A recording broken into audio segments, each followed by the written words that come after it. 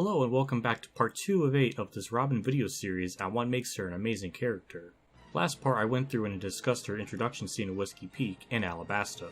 To watch part 1 I'll have a link to it in the description below along with the playlist of the series thus far. Today in this video we're going to go through the arcs of Jaya and Skypiea. Be sure to subscribe to this channel for more anime themed and analytical content as I have much more planned for the future. A big shout out to AO Cartoons for doing the Robin expressions that you'll see throughout this video. He's a good friend of mine and a great artist. A link to his Twitter will be in the description. Without further ado, let's jump right into this part.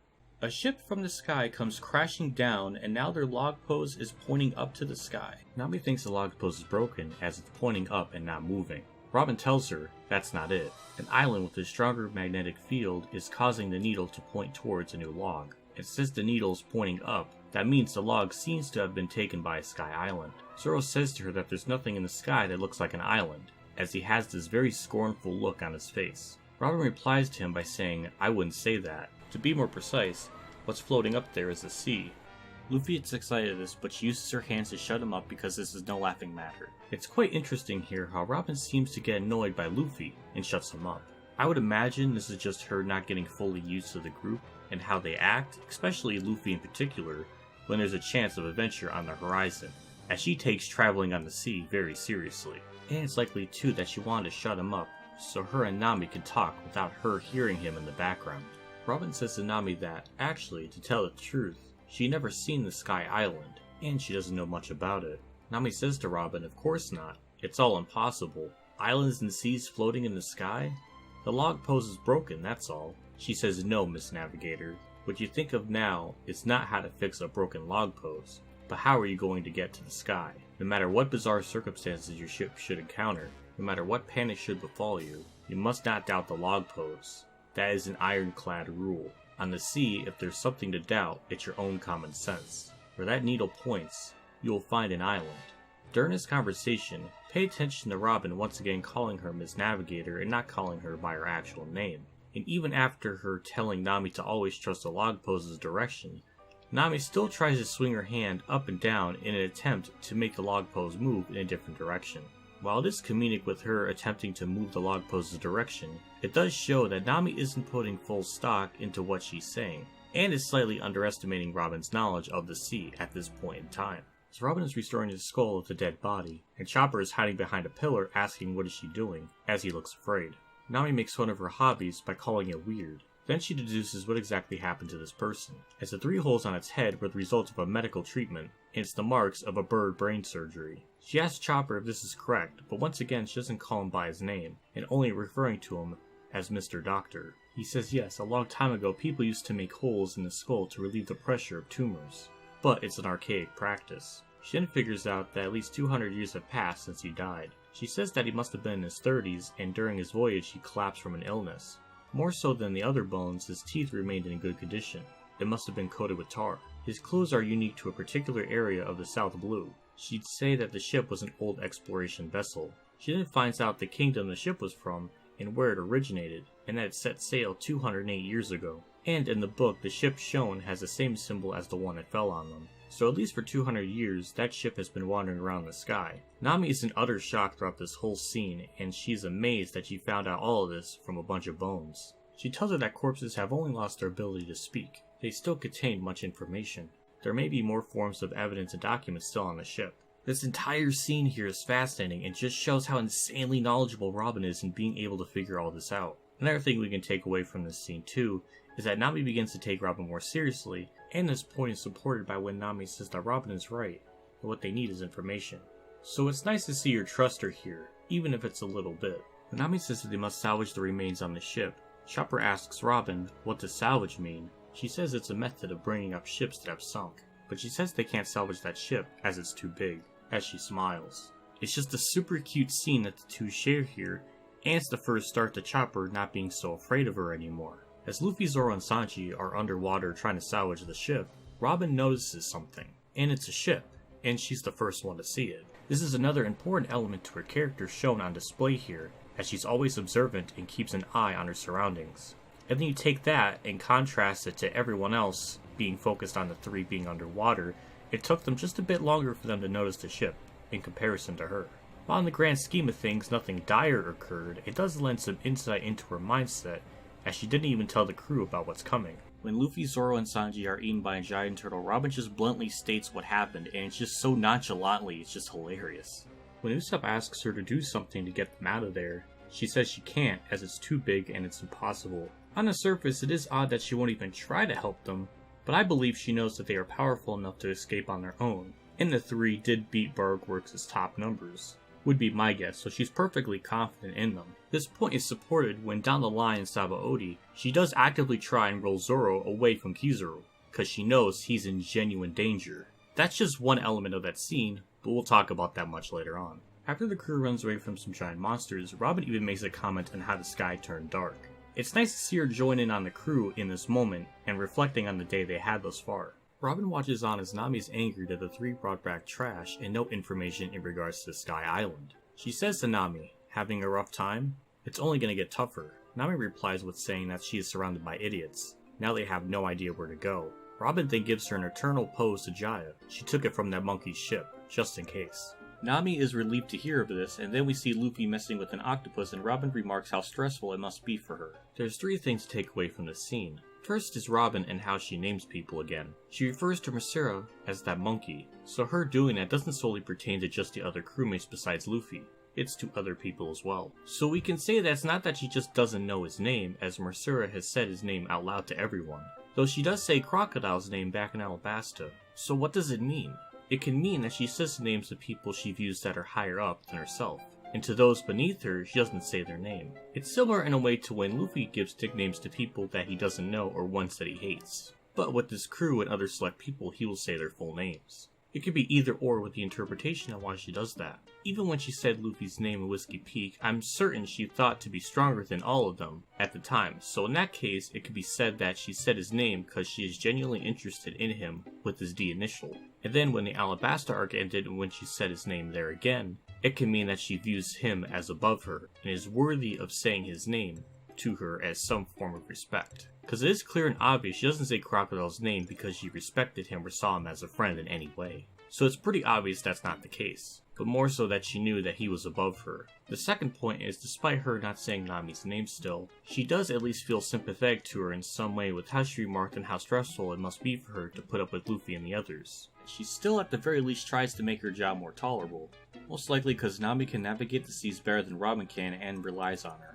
We also gotta put in her perspective too that Robin is the oldest member on the crew at this point in time, and the most mature of the group. Considering how much of her life she was with dangerous and villainous people, the group that she's with now is not an ordinary pirate crew. And this shows once more how she's not used to this type of environment still. I also really like the fact that she took Mercera's eternal pose just in case, implying that if the three didn't bring back anything from the ship, then she already had a plan in mind once she saw Mercia's ship. It does show how she thinks, and it's also something that none of the other crew members consider to do. It also shows how she's willing to take things from other people to benefit herself and the crew that she's on. It's just more subtle layers to her character by her action here.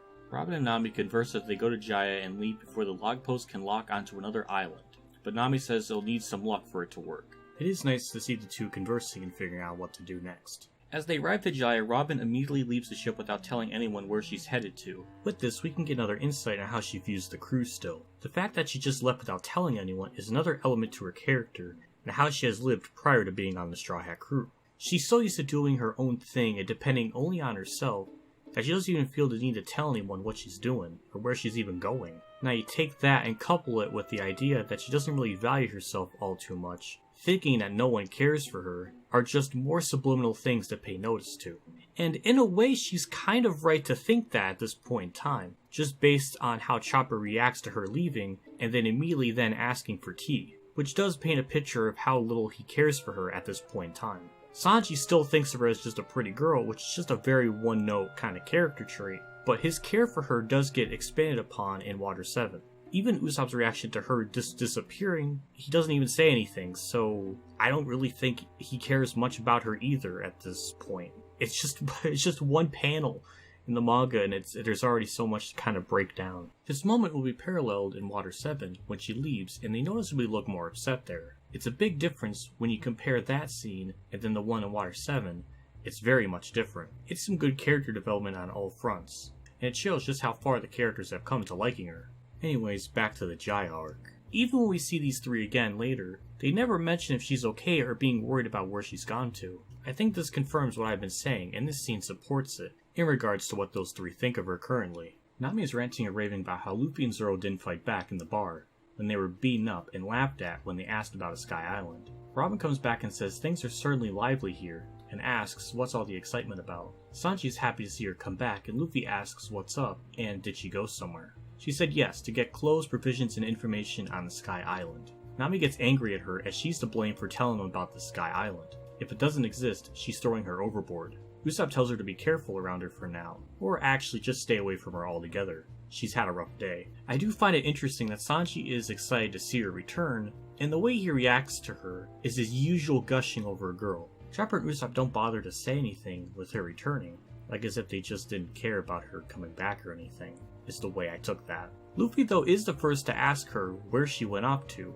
and it does show he cares about her. It's a simple line, but it does show he worries about her to some extent. Nami freaking out to Robin is something that Robin didn't even seem to be bothered by, as she just smiled. I think she just understands Nami can find the crew stressful at times, and this is set up with the one line that was said earlier, so I do think it makes sense for Robin to not get personally offended by Nami yelling at her. And that's with Robin not even knowing the context as to why Nami is mad at her, or what caused her to be this way at the moment. I do find it nice that Usopp warns her to stay away from Nami as she's had a bad day. It's Usopp's first real instance of showing some care for her well-being. As she hands Luffy a map of Jaya, she calls him Captain. This is the first time she refers to him as that, which is a good insight on how much she respects him. It's just a really nice moment that I wanted to mention real quick.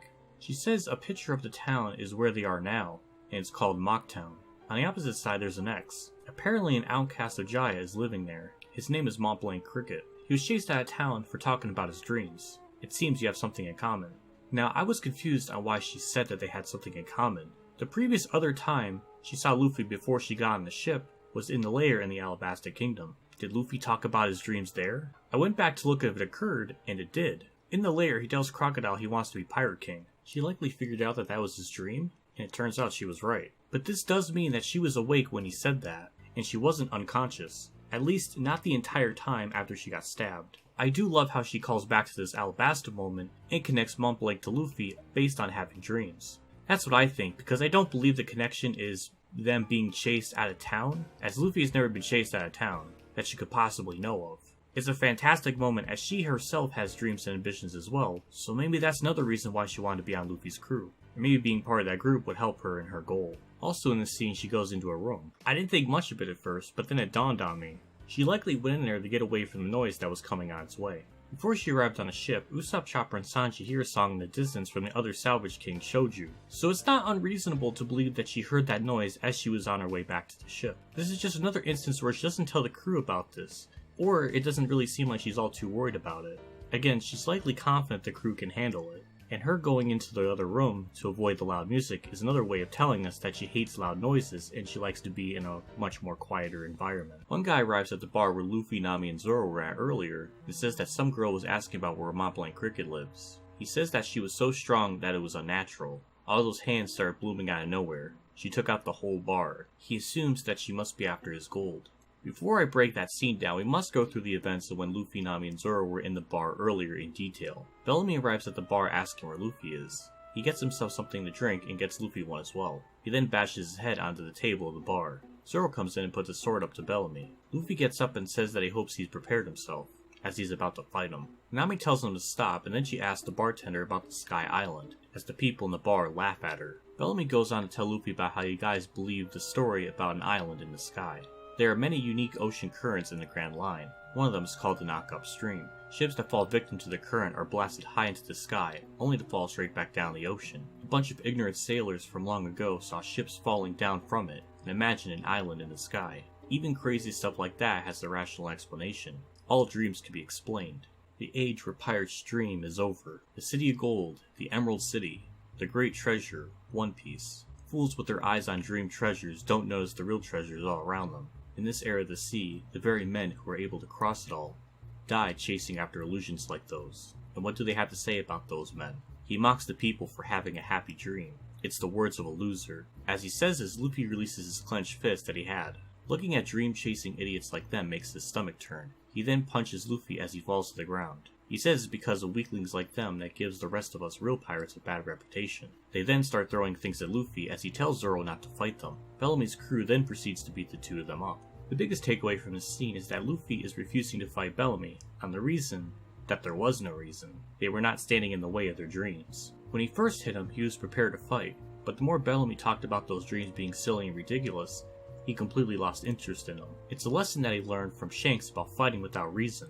Luffy truly took his lessons to heart and used them here. Now later in the arc when Bellamy and his crew hurts Cricket and his friends, then he has a reason to fight them, which parallels what Shanks did when Luffy was in danger. But why am I mentioning all this? This is a video series about Robin after all, so there must be a connection to this. In fact, there is. Neither the anime or the manga show the exact details of what happened in the other guy's bar. This tells us how Robin views when it's necessary to fight. What I'm going to assume happened in Robin's bar is similar to the events that we see with Luffy's. When Robin asked a question about Cricket, they likely laughed at her for asking such a silly question, and considering that they already find him weird and strange to begin with, and got annoyed by them laughing at her, she just used her Devil Fruit powers to clutch them or knock them out, and she leaves. So this means that when Robin is confronted with people mocking or laughing at her, she uses lethal force, while Luffy will take any abuse given to him and only fights when needed, or when people he cares about are in actual danger. I want to make it clear Luffy was in no way afraid of Bellamy, since he one-shotted him later on. This all comes down to how they view when it's important to fight, and how fundamentally different the two are when it comes to that. It's a shockingly amazing bit of context for Robin, and this is mostly all inferred off-panel. Something else I noticed too, which was weird, is how she didn't even tell the crew of the encounter she had with those people in the bar. It's never fully explained. She makes it seem like she gathered all the information she needed with no issues, but it's not the whole truth. My assumptions are is that she didn't want the crew to think that she was a problem, or have them worry about it, because these were just random bar people, and maybe she didn't feel like it was worth it to tell them about what happened. What this does show is once more is that she isn't comfortable with them enough to have her be honest and tell them the truth, even if this is something minor and insignificant in the grand scheme of things. Nami asks the question of who the person they are looking for is, and Robin tells her that it's Cricket. I just find it ironic Nami asked that, since Robin early in the arc never calls Nami by her name, but only by her occupation of the crew. Nami later then asks Robin what kind of dreams was he talking about that got him kicked out of town. She says that she doesn't know the details, but apparently he claimed that a mountain of gold resides somewhere on Jaya Island. She asks if it's like pirate treasure or something. Robin says who knows as she smiles. This little conversation is important because we know Robin wants to acquire knowledge, so finding gold for her isn't something that she's interested in. But her smiling here is another indication that she knows what sets Nami off with a talk about gold and treasure. We don't see Robin for a bit after this. I find it odd how when they meet and talk to Cricket, she is nowhere to be found. Last we see her is on the ship, so is she just on there reading a book or something? My only assumption as to why she isn't there could be because at first she found him annoying and maybe too goofy for her liking. The next time we see her is when the crew are partying with Cricket, as she smiles on as she's reading Norland's journal. It's really telling that she enjoys the crew's carefree nature once more, and it's just really nice to see her smile, given what we know of her later on. Seeing her basically being in the far end of the room, reading, tells us that she's not the big party type, and not the one to get rowdy. We then see Robin allowing Nami to fill up her jug of booze as it overfills to Robin's shock as the group laughs. Robin once again seems to warm up to Nami in some way, which is nice to see here. Cricket explains that they must go into the jungle and go south, and capture one of those birds. It has a special trait, where certain animals have an internal sense of direction. Its body will remain pointed in a single direction, that will tell them where to point the ship to go to knock upstream. They are divided into groups to catch the bird, and Zoro is teamed up with Robin. She hears screaming, but Zoro tells her to ignore it. He then proceeds to cut a centipede as she tells him that he really shouldn't go around killing everything they come across, as she calls them the poor things. He says to not lecture him, and it's their fault for challenging him.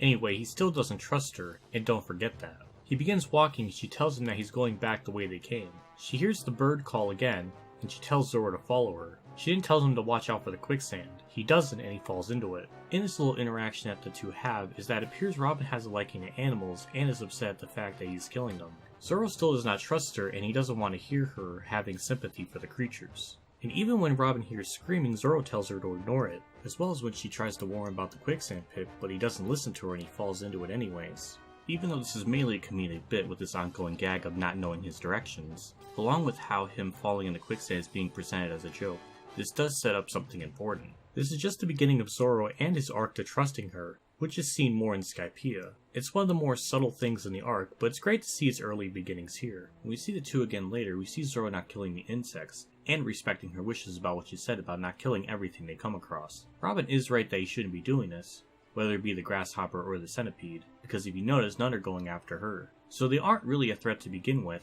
and are only going after Zoro because he's the one that started all this first. Even though it is portrayed as mainly a gag scene with the little bump that the grasshopper has on its head, and it's crying, but Robin may be right, because the story is really trying to portray and sell you that idea that they're just cute creatures that don't need to be harmed. It's very telling how different the two are, with Robin focusing on the mission of getting the bird, while Zoro's fighting out the grasshoppers and not hearing of the bird's call as he's too focused on the insects.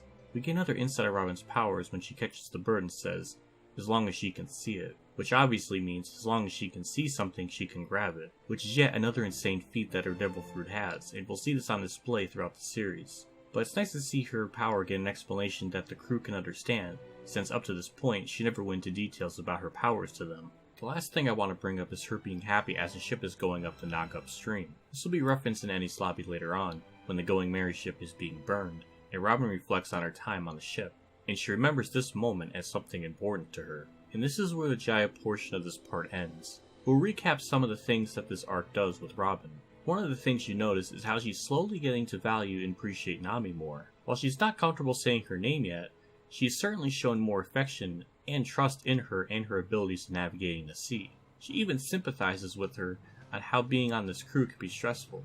We can gather a little bit at how Nami views Robin. It does seem like she's amazed at her knowledge and what she can gather from just bones. She certainly is happy to have her around, and even when she gets a log post from Marcia, she is really relieved and glad to rely on her, given that the situation at the time Robin was the only one to take it seriously. It's also shown how resourceful she can be when thinking ahead, and notices things before the rest of the crew does. At times during this arc, it feels like she flip-flops from smiling and enjoying her time with the crew, but still being a bit weird in how she sometimes does things without telling anyone, or just not letting them know something is coming up. Chopper at first is really afraid of her, and it does seem by the end of the arc he is less scared of her. We do know Robin loves animals, but I believe at this point in time she has a hard time emoting her feelings to show Chopper that she could be trusted. Usopp goes from not really seeming to care about her all too much, to at the very least warn her about Nami's big freakout to stay away from her. Which is nice, but this certainly isn't the end of Usopp's arc in regards to Robin, as we get more of that in Water 7. Sanji is still his usual one-note self about gushing over girls, so there's not much to analyze.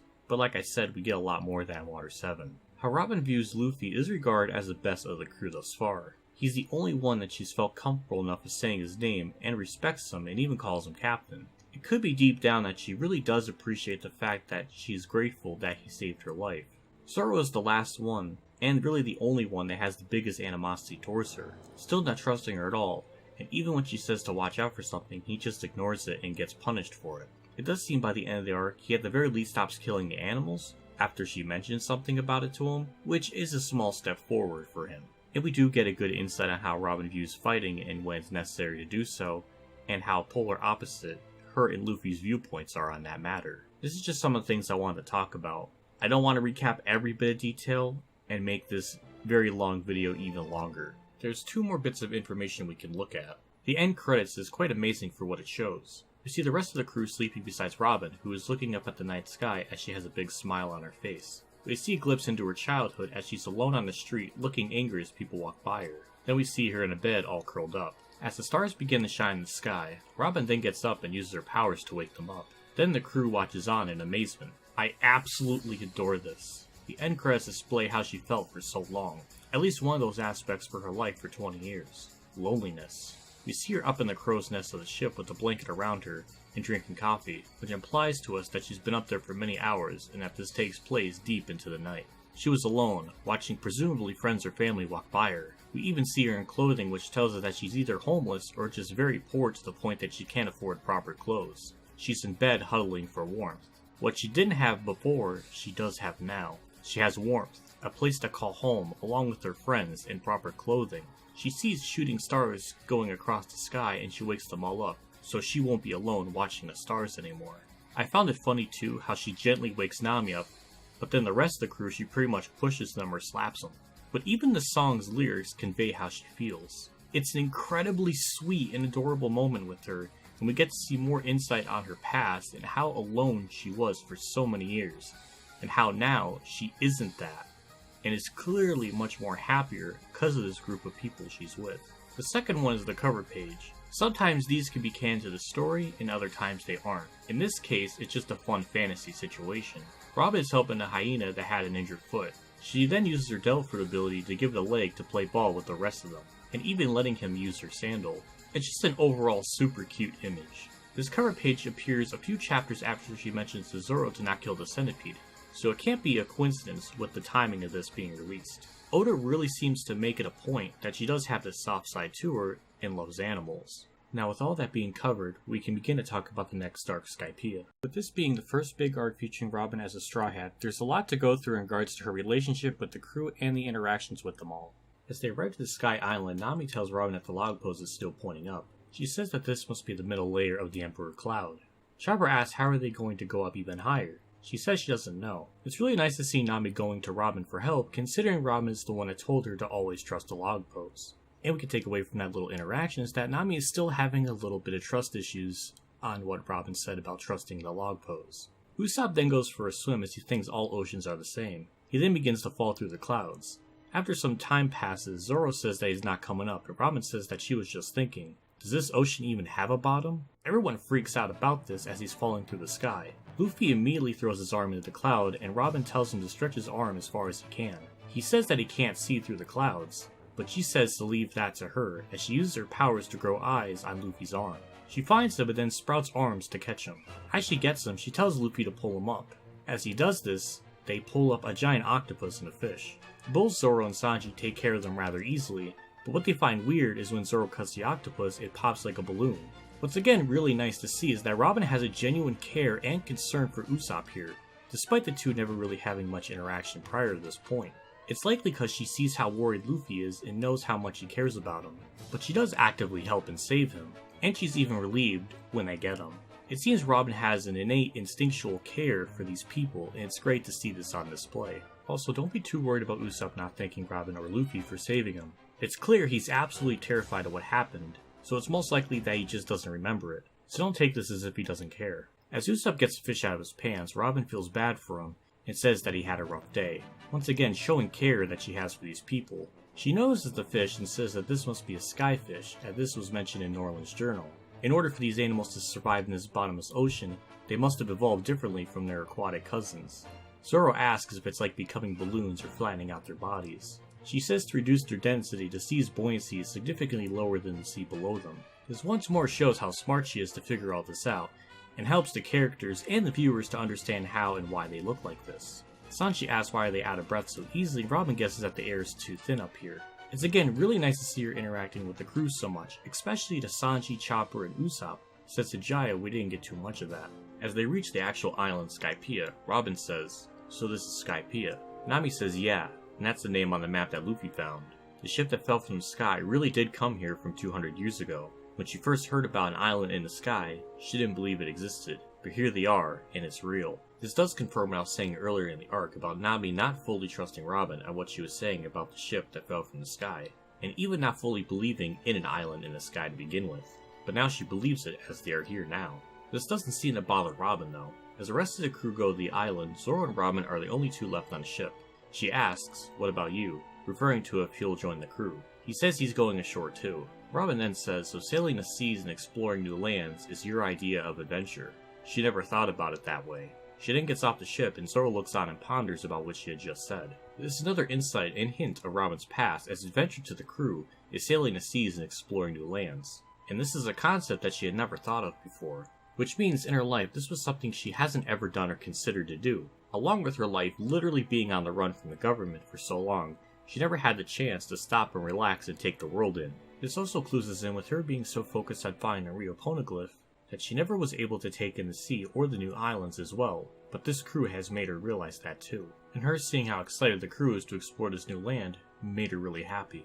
I believe at this point she truly and sincerely adores the group here. After this point she is much more happier and displays more care and affection to them all, and just overall interacts a bit more than what she was doing previously. I think this also shows Robin that this crew is truly special, as they don't have the same evil tendencies as other groups that she's been with over the years. With Zoro, this is the first time she displays something about herself to him, and even he's a bit surprised that she had said something like that. I think this too is a big turning point for Zoro's thoughts of her, as after this he never displays the same animosity and trust issues towards her again. We then see Sanji put a flower in her hair and he runs off. Then she removes it. It's a brief scene, but this does show that him doing this surprised her with how she opened up her eyes as he did it, and not really liking the action as she then took it off. It's a bit odd, only because we know later on in Water 7, Sanji admits that he doesn't know much about her, so this clues us in that he just assumed that she would like it. We see Robin's naming scheme continue and she calls Konos Miss, despite the fact that she had already stated what her name was to them earlier on. Konos explains to her about the tone dial, and then Robin asks how she doesn't understand how a waver moves. After she explains it, we see her smiling. Knowledge and learning about a culture, as well as how this island works, are things that she loves a lot. And we see this later on in this arc, with how happy and excited she gets when she sees certain things or relics of the past. As Nami goes up on the waver, Konos fears that she's going to a place that no one is allowed to go to. That is the Upper Yard, and it's the domain of God. As Luffy gets excited about going to a place that you're not supposed to go to, we see Robin being happy. Robin does ask Konos of what would be the consequences of entering the forbidden Upper Yard. She says that God will certainly destroy you. After hearing of this, we see her being concerned in some way. It's a really subtle thing, but it's really nice to see her worry for her and not smile after hearing of this. She certainly enjoys Luffy's natural joy for adventure, but when someone is in actual real danger, her attitude does change. Luffy on the other hand is still excited, but not nearly as much as he was before, and does seem eager to go and help her out. But it's just funny to see the contrast from Robin being happy to being a little bit concerned, to Luffy being from very excited to just normal excited. We see Chopper and Usopp make some snowmen, and with the Usopps, we see his having the crew worship him. And Sanji gets mad at the snowmen saying how they don't look like that, and smashes them, but only leaving Nami, Robin, and Chopper. We then see Robin looking on, smiling. It's a super wholesome scene that depicts how Usopp and Sanji view Robin in a goofy way, with Usopp thinking she adores him with that overexpression that he gave her, and when Sanji not destroying her, implying that she thinks that that's what she's like, or the depiction Usopp gave her is accurate. Obviously both are clearly not right in how they see her as, but Robin doesn't seem to mind that at all. Though this is a filler scene, it does add some more moments to Robin enjoying her time with the crew. Speaking of fillers, Skypiea is the first arc where I was noticing some more added stuff with some Robin interactions, like the scene where Sanji giving her the flower, as it's not in the manga. But I do want to address it, and from here on point out some filler scenes when they arrive. Some are fine, but others, like in the Long Ring Longland arc, start to become a problem and things become inconsistent. So when we get to that, I'll solely focus on the manga material. But if anything that comes up in Skypiea that I find odd, I'll definitely mention it. Best Girl isn't devoid of criticism after all. When the White Berets come and tell the crew they didn't pay the entrance fee, and now they gotta pay 10 times the original Extoro fee, Usopp says how much. He says that 10,000 Extols is equivalent to 1 berry. Usopp then goes to Robin and asks how much, and she says that 70 billion Extols are 7 million berries. This tells us two things. One is that Robin is really smart when it comes to math, and being able to figure it out right away. And Usopp went to her for an answer, knowing likely she would know, and he is well aware that she is smart. It's nice characterization for both of them. Throughout all of this, Robin doesn't seem to be all too worried about these people. Now in Alabasta, she stated how she hated government people, and these berets are kinda sorta that. We can assume that she's not afraid of them because they know nothing about her, which says that she hates those that know about her past, which includes the government, is my assumption. One thing I've always loved about Oda is that he's always very consistent in how his characters are written, and Robin is no exception to that. In a filler scene, we see Usopp stall the White Beret of McKinley by saying that they'll pay once Nami returns back. During this period of time when they're waiting, Sanji asks Robin to come over and have some tea. She says sure, and they sit together. It's funny how she was put off or surprised when he gave her the flower, but here she's much more okay with this. After Nami hears about the amount of money that they'll have to pay, she hits the guy with the waiver, and he tells them that they'll be exiled to the clouds, which is they will drop the ship onto an island cloud with no way to escape, and they'll remain there until they're nothing but bones. Robin says that that must explain how the ship fell from the sky. Maybe its crew was exiled to the clouds. It's a nice way to wrap up the mystery of the ship that fell from the sky at the beginning of the Jaya Arc, and how fitting is it for Robin to be the first to notice that. She again is not worried of this punishment, as even Usopp reacts to her by saying what, which pretty much tells us that he wasn't concerned about the ship mystery, but more so of the punishment. But this once more shows how calm and relaxed Robin is here, cause none of this bothers her, along with her likely being confident that the crew can beat these people without any issue. And she was right, because Luffy, Zoro, and Sanji take them out with ease after they try to arrest them. As Chopper gets back up on the ship, Robin had a ladder already ready, as she says she was about to drop it down to him. It's just a nice cute interaction that the two share here that tells us that she cares for Chopper and wants to help him out. She also likely had no idea Chopper had the ability of Heavy Point to climb up the ship, or she just has no idea the powers or abilities he has at this time, and she just thought that he wouldn't be able to get back up on the ship all by himself without the ladder. Nami doesn't want Luffy to adventure out on this land anymore in fear of finding dangerous people like the Berets. She even asks Robin if they team up they could beat Luffy up.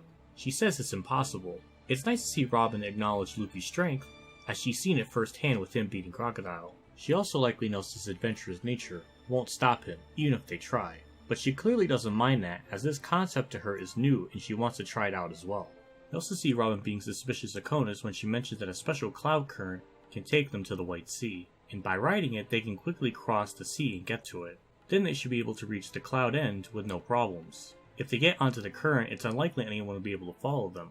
Nami says they must keep it a secret from Luffy and get the Mary onto the current. Chopper says by the time he realizes it, it'll be too late. Robin replies with saying although whether he gives up or not afterwards is a different story. Nami then gets mad at her for saying that. Oceaniz says that she can guide them to the entry point by using her waiver.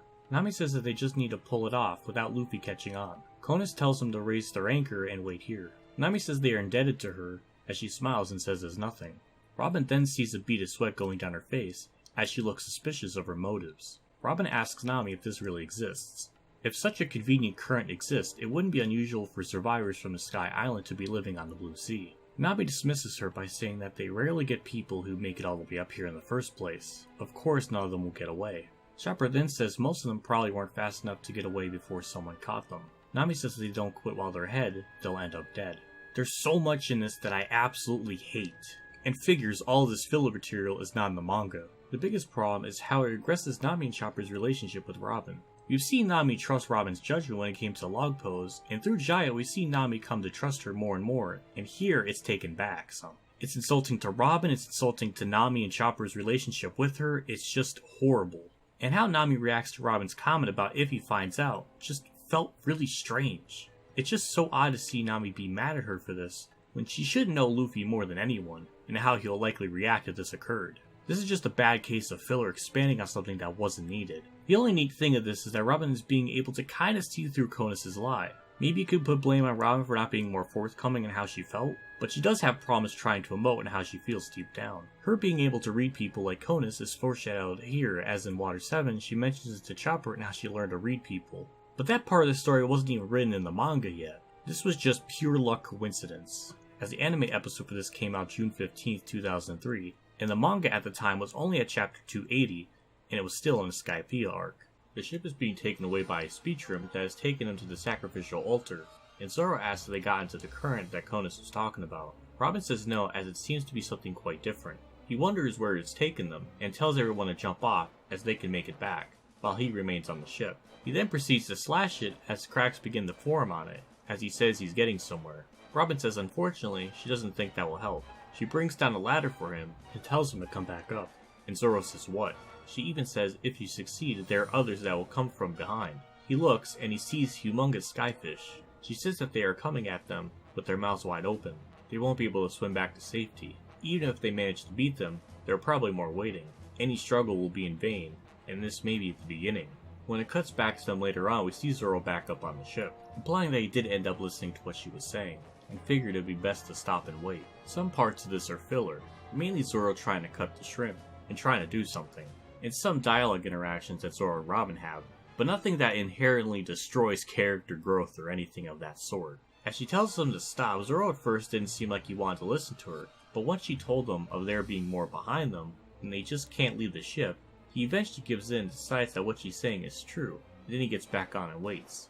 It's wonderful to see Zoro listen to her and take her advice. This is another instance of Zoro starting to trust her, and it's really good to see this here on display once more. When they stop moving, Robin is the first to notice that they are at the sacrificial altar. It's very fitting for her to be the first to figure that out, considering the rest of them weren't really sure where exactly they were. Chopper asks Nami what is a sacrifice, and she says that it's when living things are offered to a god.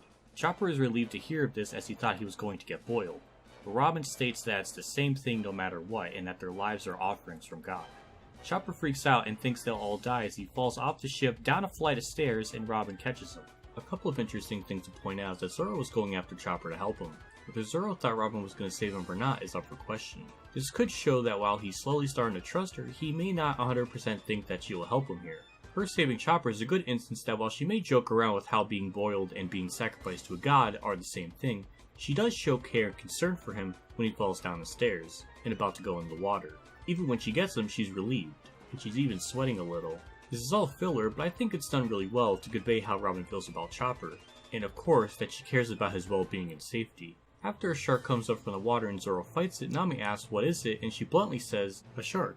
A shark in the sky. It's a sky shark. Just like that, she goes back into her deadpan humor, because she knows Zoro can handle such a creature and is confident that he'll be okay. Again, this is all filler, but it works really well here. And this accidentally kind of foreshadows how at times she could think of a literal interpretation of things like a sky shark.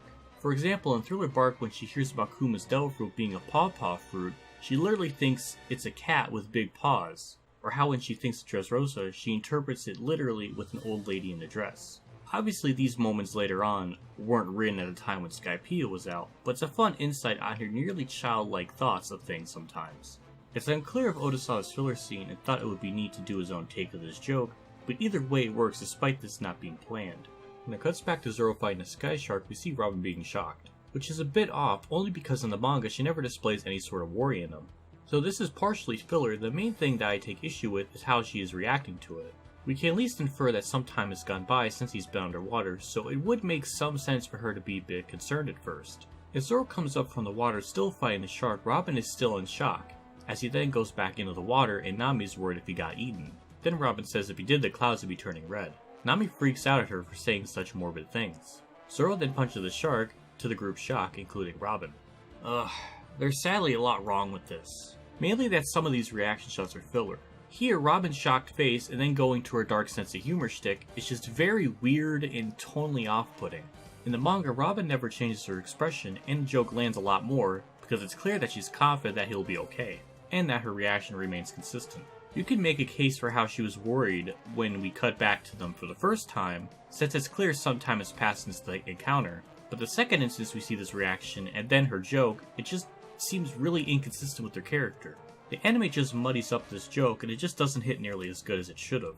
After Zoro defeats one of the sky sharks, he says that he guesses that they won't be swimming away from here. Then more arrive, as he says that if he fought each one of them, he will be there until nightfall. They'll never get to shore like that. Robin agrees with him and says that they can't stay here forever. She thinks that Heaven's judgment is to let them starve here.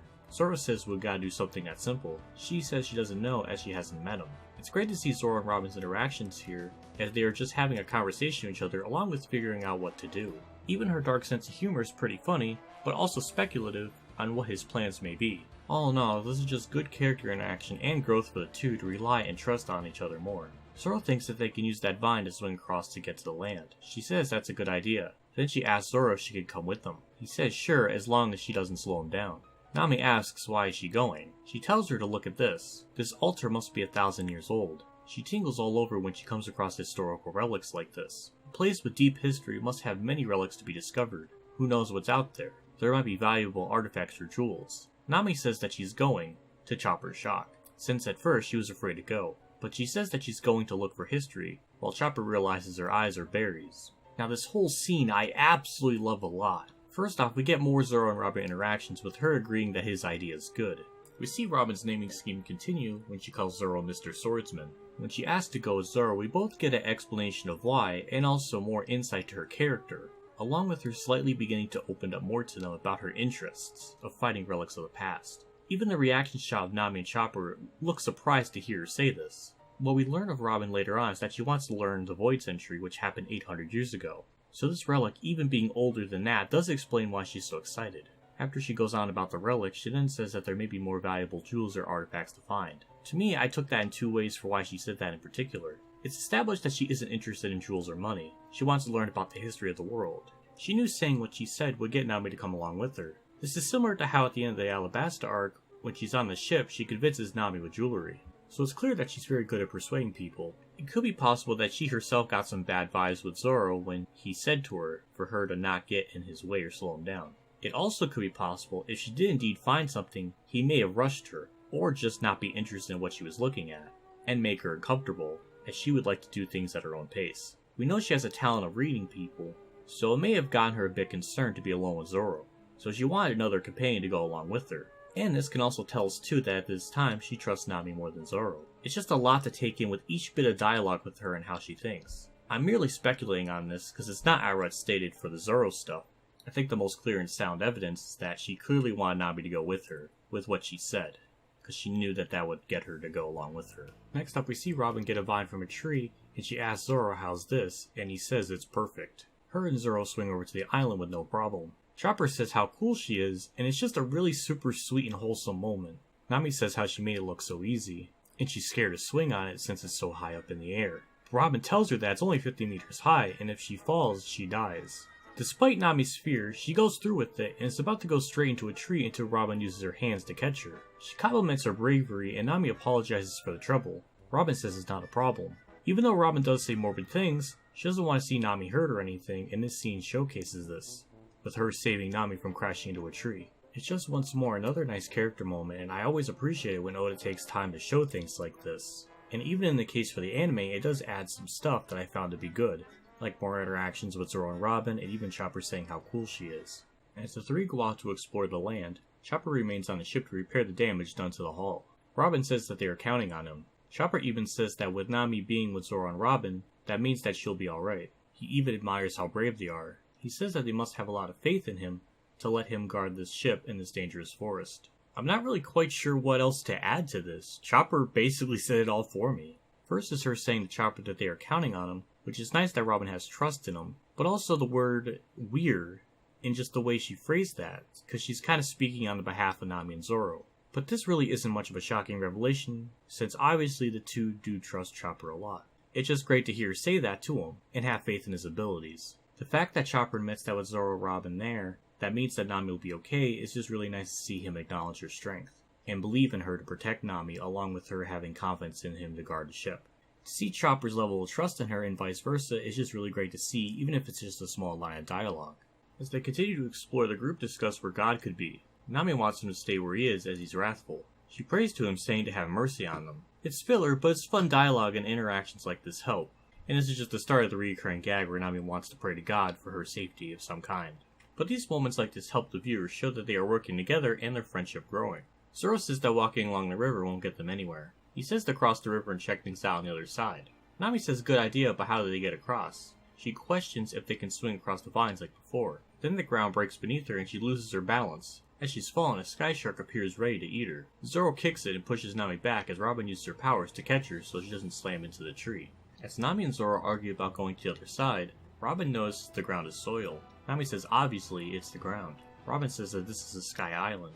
Zoro says she's got a point as it's not fluffy at all. Nami realizes that the sky island is made up of island cloud. She questions why this island is different. Robin states that whatever the case, it seems that there are mysterious islands even among those in the sky. There seems to be a great deal worth investigating. In this moment, we see as when Nami is in danger, both Robin and Zoro instinctually go and protect her, and without hesitation working together. It's especially neat in these reaction shots we see Robin about to use her powers with that pose that she has, but Zoro got to her faster.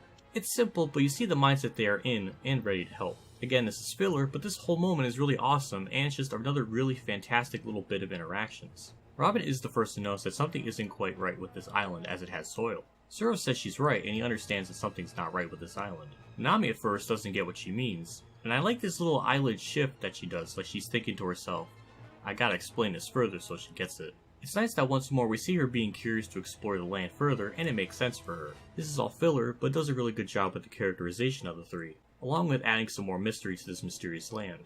We see her helping Nami up, and then her asking if anyone else saw something. Both Zoro and Robin don't notice anything. It's a filler scene again, but it's harmless stuff, and it's really sweet how thoughtful Robin is to Nami and reaching out to her like that just to help her up. And her reaction to Nami's question is just super cute and playful. She most likely didn't see anything herself, but she says it in a very humorous way. In one scene we get a flashback to when Nami was arguing over the group of who gets Gangfall's whistle, and they all debate on who should get it by saying how weak they are. Robin says what a strange argument. The idea of wanting to be weak baffles her. Considering the life she had to be strong, and rely on no one. So the idea of wanting to be intentionally weak baffles her. Surely she never wanted to be in a position of being weak again. And also that little bead of sweat that she has, and her reaction to the group's antics, here is a bit different from her usual laughing or smiling. She's genuinely confused by their logic here, It's amazing that we both get a comedic scene, but it also gives us more clues and insight to her as a character, and how this reaction that she has isn't her standard one, and we should take this into account in some way. Again, this is all in hindsight from what we know now, but at that time, people probably didn't even think about it.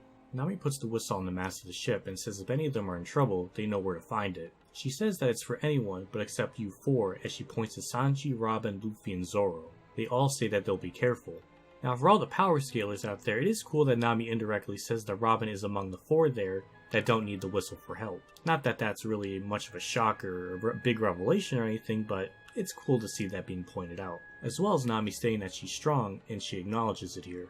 The way they reply back to her just reminds me like a mom telling their kid to not break something, and the reply just feels like this obvious groan of like, of course we won't do that, sort of thing. I also found it funny and nice that Robin is just saying what the other three said as well. It just wants more small subtle things like that that add to her relationship with the group. As the group continue to explore the land, she notices pavement and says that if they keep going this way they are going to find more clues. Nami hears something and Zoro tells her not to move. Then an alligator comes and tries to eat Nami, but Zoro punches it and Robin holds its mouth shut as she tells Nami that this is her unlucky day. Again, this is filler, but it continues the trend of Zoro and Robin working together, and Robin's kind of humorous tone to this whole situation, and just the mystery of this island being shown once more. Next time we see them again, they are exploring the land, and Nami gets attacked by a sky shark. She slips and falls, and Zoro kills it, and Robin catches her, and Nami thanks her.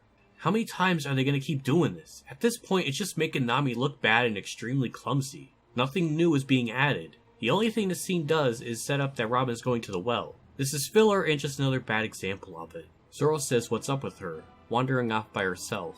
She's so self-centered. Nami calls him out for what he just said. She thinks that they are having unnecessary trouble because of him. Ugh, good lord, this is just horrendous. First off, Zoro's comment about her just doesn't make any sense. Never has she displayed any self-centeredness about her, and again this conflicts with his arc of trusting her. It's just so needlessly mean-spirited. I'm glad Nami called him out for this, but then she says that this is Zoro's fault for all this stuff happening, which makes no sense either. Zoro didn't cause all those animals to go after her. Both of them are portrayed horribly, and it just figures this is all filler. The only character that gets out of this scene rather well is Robin. I actually really like the fact that she's walking ahead of them, and we all know why. Stuff like this genuinely excites her, so it makes sense for her to be kind of walking faster towards as well, and to try to figure out more information on the island. That aspect of it is great.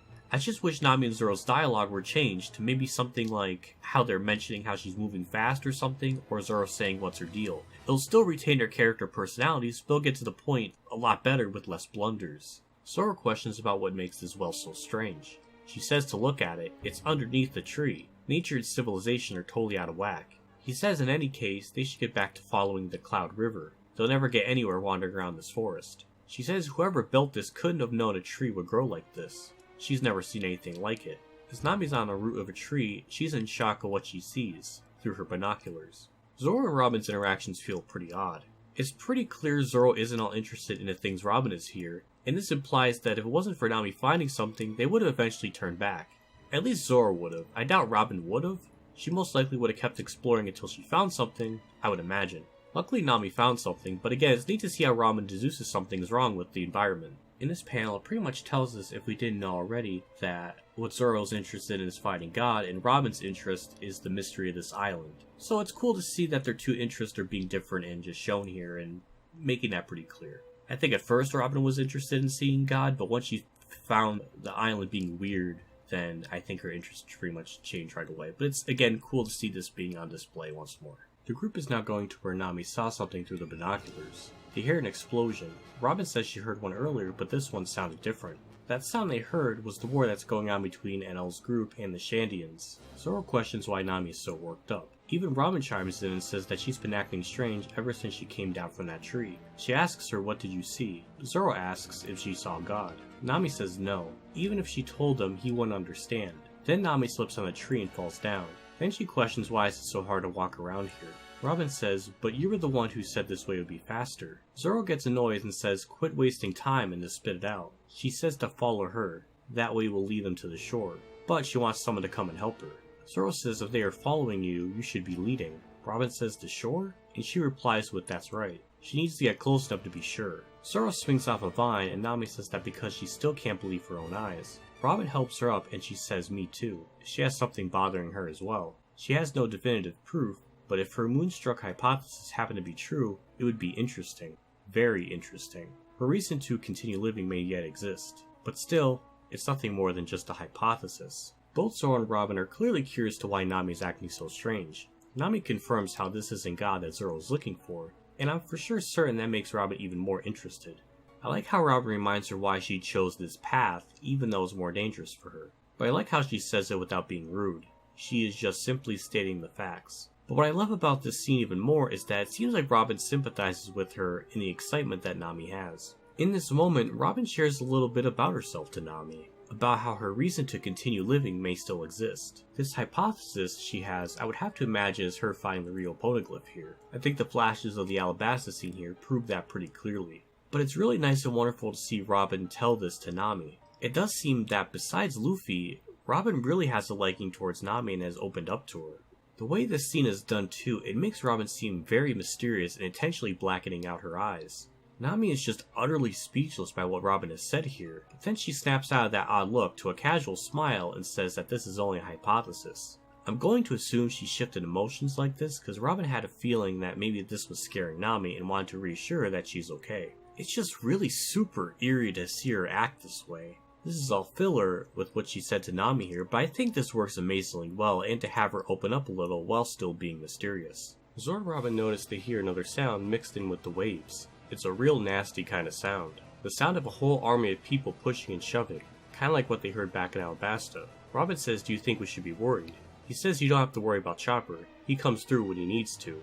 She says not about him, about the captain and the others. After they were abducted, he must have came after us. He says that he was pretty hot about coming to this island. She says that she doesn't know what God intends to do, but he most likely wouldn't let them pass freely. Zoro says that there's guys over there starting their own fight. She says that the situation is getting more complicated. He says that's for sure, but they'll be fine. They're used to getting into trouble. Making a fuss over something like that won't do them any good. She says true. They again hear more noises in the distance of the war that's going on, but it's nice characterization for Zoro to notice this and remind him of the previous big arc Alabasta, since there was a war there too. So it makes sense for him to say that here. Robin being worried of not only Chopper but the rest of them is a nice way of showing that she does in fact care for them and their well-being. I do really love the fact that Zoro reassures her that Chopper will be fine. It makes sense for Zoro to have faith in him since they've been together a lot longer than Robin has. But she is absolutely right about Luffy and the others coming after them. She is somewhat right about that God won't intend to let them pass freely, since Enel did try and blow them up when Konis told them about her sending the speech room to the ship.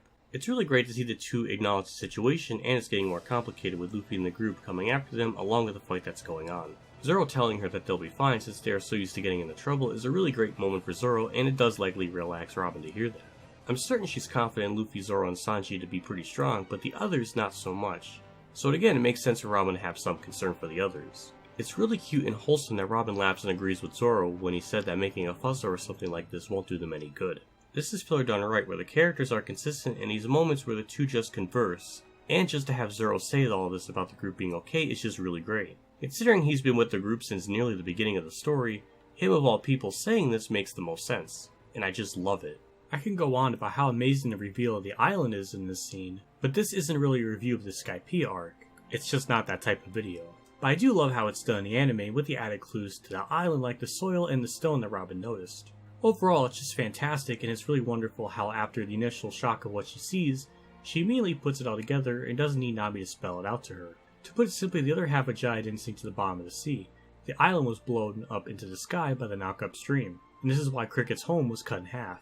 This, in the grand scheme of things, for her is small in scale, but for her, this is the first time she's getting to experience something like this, since none of them have seen something like this before, and they share this moment of shock and awe of what they see. Nami thanks God and believes that the city of gold is here on this island. Zoro calls her out on this, saying that he thought that she was afraid of the island's god. She says, who cares about them? Is there anything more valuable than gold? Robin says, but you just said thank you to Kami. Zoro says half the time he doesn't think she knows what she's saying. I like how Robin points out how she's contradicting herself, and even Zoro's agreeing with her. Again, it's just moments like this that help build up their relationship, and what comes later on this arc will make it all the more impactful, but I don't want to spoil that just yet. When the three arrive back to the ship, they don't see Chopper, but they notice a fight must have gone on. She says that he may have been torn limb from limb. Nami yells at her to not joke about that. This is just another case of her dark sense of humor, but in this panel it's bluntly laid out that Nami is aware that she is joking and not taking her comments seriously. After the group debriefs on what has all happened to them, Luffy states that their new goal is to find the gold here on this island. Robin mentions how it sounds like fun. Again, it's important to remind you that this is the first time ever in her life that she's a part of a venture like this, so this genuinely excites her. We know she's not interested in gold, but she does appear to be perfectly fine with them going after it. They are pirates after all. I think she's happy and she doesn't really mind all this, is because she knows that there must be some important relics out there to look at, so she's got her own interests too, and she likely believes that the crew won't interfere with them. Chopper and Zoro come back with some food in the forest, to which Nami says that those are weird ingredients for a stew. Robin is shown holding something and Nami thinks it's a blue gem. Robin even giggles saying how it's pretty, but it's no gem. In fact, it's a salt rock. She found it on the lakeshore and thought that it might come in handy. Sanji gushes over her saying how salt is essential for survival. This shows off a couple of things here. First off, it shows her having some basic understanding of food preparation and how food needs salt. Zoro and Chopper really didn't understand that and brought back basically anything they found. She is actively helping out the crew and doing something to help them out with making stew. Secondly, Nami's immediate reaction to what she was holding was her thinking that it was a gem, but it does show that Nami may not fully understand Robin and her interest, because gems aren't her thing. This isn't a huge issue or anything. This is right in line with Nami's line of thinking in regards to treasure. But Robin doesn't mind that and even says to her in a kinda understanding way of how pretty it is. And it can make sense for it to be mistaken as a gem. It's subtle, but does show how understanding she is to Nami's interest, I would say. Even her giggling is kinda a surprise, cause she doesn't usually do that. In fact, this is the second time she's done this in less than a chapter's span of each other, as the other one occurred at the end of chapter 252, and again in 253. But it's another small way of her opening up to express herself in that way. As Luffy is waiting for the stew, he says how hungry he is, but Sanji says that he's already eaten a whole sky shark, and Luffy says it was just an appetizer. Nami comments on what kind of stomach he has, and Robin replies to her with saying that it's beyond calculation. This is filler in regards to Nami Robin's comments on this, but the interaction with Luffy and Sanji is in the manga. Robin mentions how it's late and they need to put out any unnecessary fires or they'll be letting the enemy know their position. Luffy says how that's so ridiculous, and Usopp says to give the girl a break as she's lived in the dark, so she wouldn't know. She gets confused and asks, "What do you mean?" Both Luffy and Usopp apologize, saying when you go camping it's only natural to have a campfire. Even if your life is about to end, you gotta have a campfire. That's just the way it is. This here tells us a lot of things about Robin. This clues us in about the type of life that she's had and gone through. Her first thought when it becomes too late at night is that it's best to stop any fires in fear of enemies knowing their location. It wouldn't be out of the realm of possibility to assume that she just never had the concept of having a campfire like this, since she was alone and never done anything fun like this in the least. This does show how little Luffy and Usopp know of her and her life, but mainly their immaturity at times like this, for not thinking about the dangers around them all too much. When Usopp mentions about her living in the dark, we see her sincerely confused and wonders what he means. Now this isn't just a one-off joke. Her and darkness is another theme with her. In Water 7 she mentions she has a darkness about her that will one day destroy them. So Oda really wants us to connect the dots with her past being horrific and having some kind of darkness. I do think her being confused by this could possibly mean that she believed that Usopp may have figured out an aspect of her past, or something along those lines. And if he did, it would lead dangerous people to them all. And she does have a bead of sweat on her face after he says this, so there could be a chance that she is both confused but also a little bit concerned. I don't really know, but there is a clear message or clue that Oda wants us to figure out, and that's just my interpretation of it. The group do end up having a campfire as Sanji says that the fire will scare away all the creatures. As the group is partying, we see Robin smiling and clearly enjoying all of this. Like I was saying, this is likely the first time she's ever experienced a campfire, and doing so with a group of people that she likes. But most importantly, she's letting down her guard a little. Before she wanted to put the fire out, but now she's totally fine with it, even with it being established that there is God's vassals out there. In this, she's letting go of some of her worries and just having some fun. Even if she's just off in the background watching them all, she's surely getting a pure thrill of just watching this. Robin notices Gonfalon is awake after the injuries he sustained. She asks him if he's sure that he should be moving already, showing that she cares for his well-being.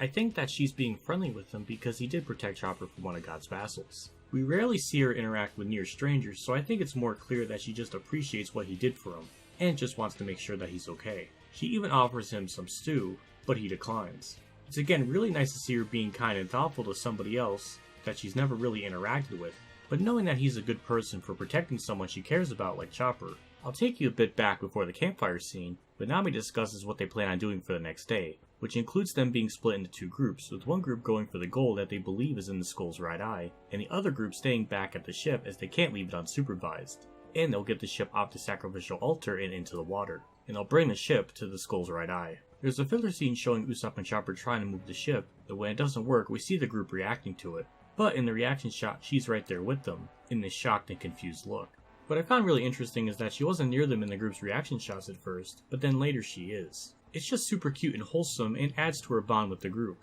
I just found it inoffensive and sweet. We see Luffy, Zoro, Chopper, and Robin go south for the gold, while the others remain back at the ship. Both Zoro and Luffy argue what way to go, but both of them are wrong, and Robin tells Chopper to let them know where south is and points to the direction that they need to go in. It's just once more a nice bit of interaction with the two. We see Chopper gloating about how he thought the forest would be scarier, but it's not that bad at all. He's not worried since those three are with him.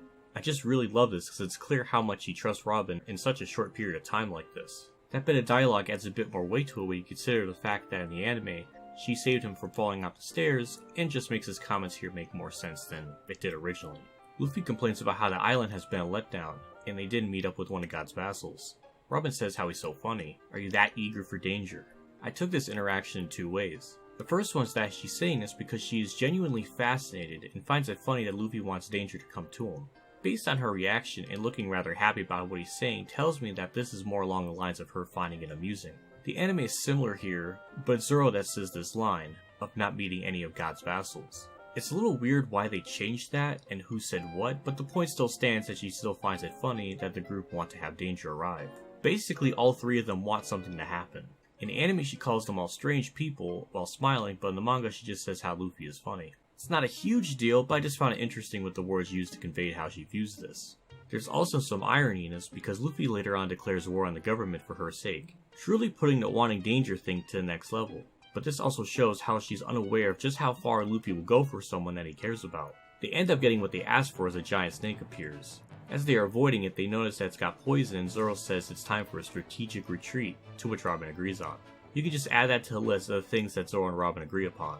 But what's also really humorous is how she's reacting to the snake going after her by laughing and saying too bad, in his playful kind of manner. We see Luffy playing within the same similar way, but obviously more expressive in the way that Luffy usually does. Times like this, it just makes me really think Robin is similar to Luffy, more than what I think, with how she gets all giddy over stuff like this. This is even with her knowing that the snake has poison that rotted the tree. As they are escaping the snake, they end up all getting split up. Robin mentions how this isn't good. She's back on course, but no one's coming. She wonders if they got lost. She thinks maybe she should go on ahead and wait for them. Zoro isn't all too worried about them as they can manage on their own. Luffy pretty much says the same thing by saying that they are lost, but oh well. But obviously he does care about the crew, it's just that it's second nature for him to trust them and knows that they are capable of being okay. Something that's very apparent as I'm going through this arc is that Oda is making it a point to let us know that Zoro, Luffy, Chopper, and Nami all state that she is strong and can basically manage on her own, or just having trust in her, along with being confident that she'll be okay. It's just really nice to see them all have that kind of trust in her and everything. Even with how she reacts to her being separated from the group, she doesn't seem all too worried. She's just like, oh well, I'll go to the location and wait. As she's going to the location they plan on heading towards, she hears noises in the distance, and states how things seem to have gone pretty lively in the forest. This in and of itself is fine in the manga, but in the anime her and Zoro already state that they hear noises, so this is just repeating what we already know. It's just not neat if we look at it from the anime side of things. But in the manga works a lot better since no mention of the warlike commotion is going on. All they really know is that there's creatures in the forest and God's vassals are out there somewhere. She finds an old hut that has been swallowed up by the forest and wonders if the ruins of the main city fared any better. One of the 50 heavenly warriors of Skypiea encounter her. He says that the route that she's headed towards leads to God's temple. It's sacrilegious to go any further. She tells him to get down from there as he doesn't seem to understand the historical significance of these ruins. He's confused by this and calls her an insolent wench. She questions what does he want with her. He says by order of God you shall feel his axe dial. She then disposes him with ease and says what a terrible thing to do. In this we can learn just how much she cares for historical relics, like the one she stumbled across when the heavenly warrior landed on top of the ruin, making part of it crumble. She does at least try to warn him to stop that, but once he was about to engage in fighting her, she takes action in showing that she's only resorting to fighting when needed. This also gives us a taste of how she reacts when something in front of her is being destroyed. We know she cares about stuff like this when we are told that, but to see it firsthand really makes us feel the same way that Robin is here. And this also shows once more the difference between Luffy and her when it comes to fighting, since he fought back with no hesitation. Granted, the goat attacked first, but he didn't warn them to stop her or anything like what Robin did.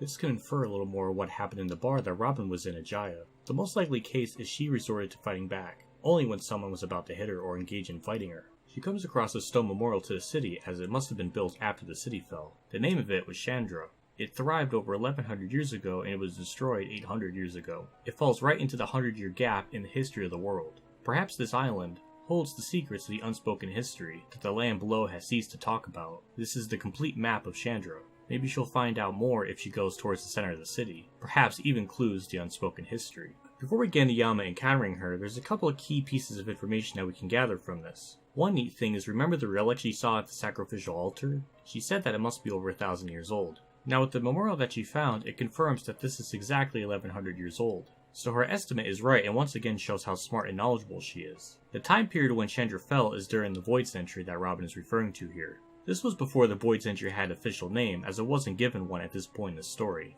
I also really love the added heart-pounding sound effects Oda gives her in this panel. Just like what she said what happens to her when she sees old things like this. When we come back to the two, he tries to punch her but he misses and destroys part of the ruin. She yells at him saying, "Just where do you think you are? Don't damage these historic structures." Yama laughs and says rather than worrying about this rubble, you should be worrying about yourself. He tries punching her again but misses her. She's then backed up against the wall and gets punched through it, and she calls him a fool. This is filler, but it does a good job once more characterizing Robin here. She tells him to stop, but he's obviously ignorant of her wishes, and she even takes a direct punch from him instead of dodging like she was doing before. She wanted to take the brunt of the punch in hopes of having him not destroy another part of the city. It sadly doesn't work out as she goes right through it, but we get a good insight of what she's willing to do to protect something like this ruined city, and even calling him a fool for what he's doing. She's not even really worried about herself, but more so the city. The next time we cut back to her is when the fight is still going on. She backs up into one of the hieroglyphics, and then does her best to stop Yama's attack. It doesn't work and she goes right through it.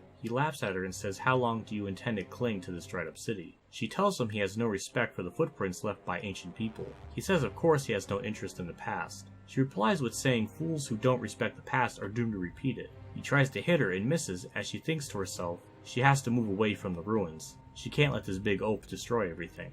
As she's running away, she thinks to herself, on that day she believed that her purpose had been destroyed along with the underground sanctum of Alberna. Believing that she had lost everything, she decided to accompany Luffy on his journey.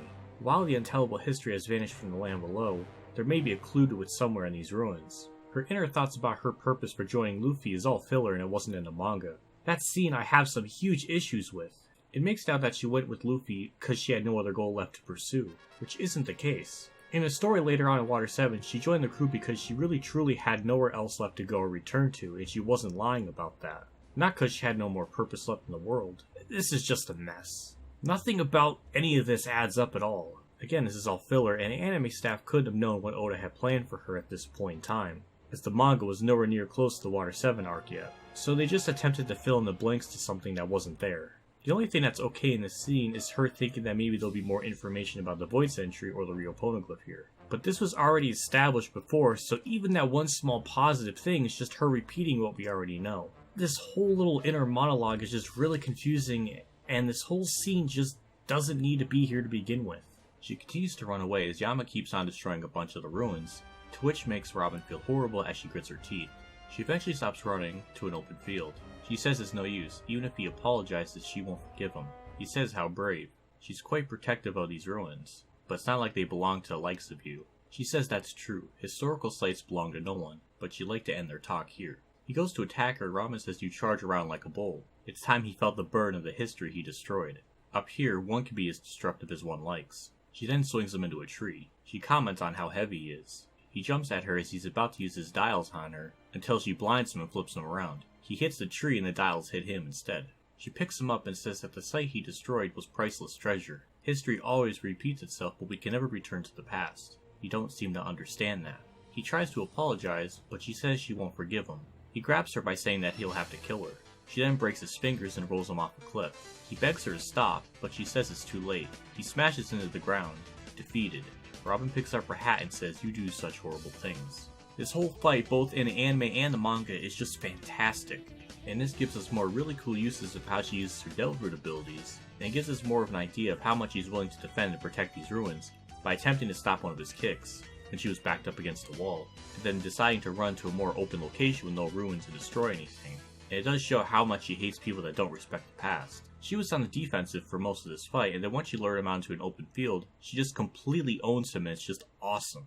While this fight is wonderful, it is sad in hindsight that this is the last time we see her in a 1v1 style fight. We don't see this again, which is a big criticism of mine. At the end of the day, One Piece is a battle shonen after all, so these fights are one of the selling points. To not get that with her is just really sad and unfortunate. It's not to say she has no more fighting bits, but it's either relegated to helping the crew out in fights like with oars or a pacifista, or just on some random fodder characters. It seems maybe in Wano we may get a proper one-on-one fight, but it's not finished yet, so we'll have to see. As she's exploring, she finds what is supposed to be the center of the city, but doesn't match the map that she has, and wonders if it was blown to bits when they landed in the sky. She explores some more, and she takes some notes and comes to realize that something isn't right. This isn't the City of Gold. The size and topography are all off. We see her digging and finds a way underneath. She says it's huge, and just as she thought, this site is deeper than it looks. Through its blue sea ruin, the land around it is an island cloud. She knew something wasn't right. Sky clouds has simply taken over the land. They're just the top layer, and that she can go deeper. She notices a light as she's cutting through some tree roots and finds a giant jack. She sits down and says, 800 years ago the city of Chandra suddenly disappeared, and yet here it is in all its glory. It's so majestic. This is Chandra, the lost city of gold. She finds a stone that has the same script as those on the poneglyph.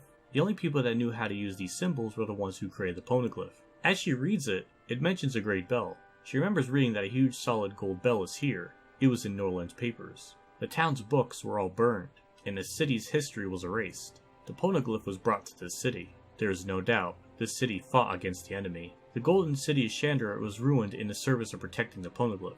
She goes to where the bell should be, but it's gone. If the poneglyph was with the great bell, then there's no hope of finding it here. Even at the height of its prosperity, the city tried to protect its history. Just what happened to the world in the distant past. Before I go on, I just want to address a couple things. I just really love the exploration part with this and her figuring all this out. And we as an audience figure this out right along with her. One Piece always does a fantastic job just giving us more clues and giving us the answers to something and just giving us lore to the island and everything. One small character moment that we have with her is that when she finds the City of Gold, she sits down and takes it all in. It's a really sweet and a genuine moment that we see of her for how much she loves this and just to learn about the history of these things. Just in regards to the City of Gold and how it fell. Who did it? Why? Books were burned, no records can be found here. The city fell as they were protecting the poneglyph. This occurred during the 100-year gap in history known as the Void Century, or you can just say 800 years ago. We learn later on that the world government formed around this same time when Chandra fell. Robin being very eager to figure all this out is quite interesting when you consider the fact that her home in Ohara fell in a similar fashion to Chandra. Lots of context clues are constantly being alerted to here, and it's just insanely captivating when you come back to this on a reread, or a rewatching of the series. She spots some old cart tracks, and something was moved there recently. She encounters Enel, who mentions how impressive it is that a city continues to exist in such glory even in the sky. The legendary capital can't be admired if it's covered in the clouds. He discovered it. Even his idiotic predecessors didn't even notice it. She asks, "Who are you?" and he says, "I am God." Enel says he's impressed. She must be an archaeologist from the Blue Sea. It took them several months to find these ruins. It's so much easier to find it when you can read the symbols. But the gold you're looking for isn't here. You're a few years too late. She says, come to think of it, she hasn't seen any gold. He must have carried it away. And Enel confirms this with her. She asks, was that also true for the golden bell that was here? He doesn't know about it, and he says that he's intrigued that you've read the symbols. She says that's too bad. If the Great Bell and its tower, the Pride of Chandra, weren't here when you arrived, then they must not have made it up here. She wanted to see it. Enel interrupts her and says, no, the bell is here. It came up to the sky. 400 years ago when the Upper Yard was born, or in other words when this island came flying up here, legend tells of a great bell ringing in the sky. The elders call it the island's singing voice. Robin thinks to herself that the golden bell was in the sky, so the poneglyph must be here too. This is just a great conversation that the two have here. I do like how once Enel reveals to her that he's God, Robin doesn't really seem to care about that, which does confirm without any hesitation or doubt that she's just not interested in that kind of stuff, since she didn't even react to it. Their talk just shows how opposite they are from each other, with Robin being interested in the poneglyph and learning about its history, while Enel is more concerned about the gold. This also puts it in a perspective of how uncommon it is for someone to be interested in something other than gold or treasure, because Enel assumed that she was after the gold. The story does kind of hint that what she's after is something extremely rare and uncommon. This is sort of half true as she was looking for it. but more so what the rest of the group wanted, and was willing enough to help them in that goal.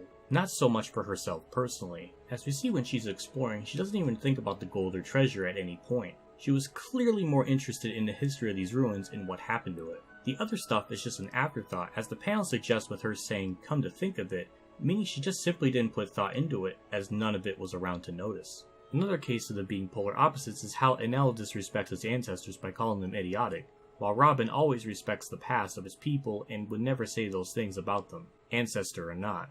This also once more shows again how smart she is, considering that she found the City of Gold pretty quickly, while Enel and his group took him months. In their conversation, Enel wasn't aware that there was a bell here to begin with, or at least at first. We did hear about the legend when the island went up to the sky, they heard a bell, which is important later. This entire talk is relevant to what will happen later on, so I have to include this and bring it up.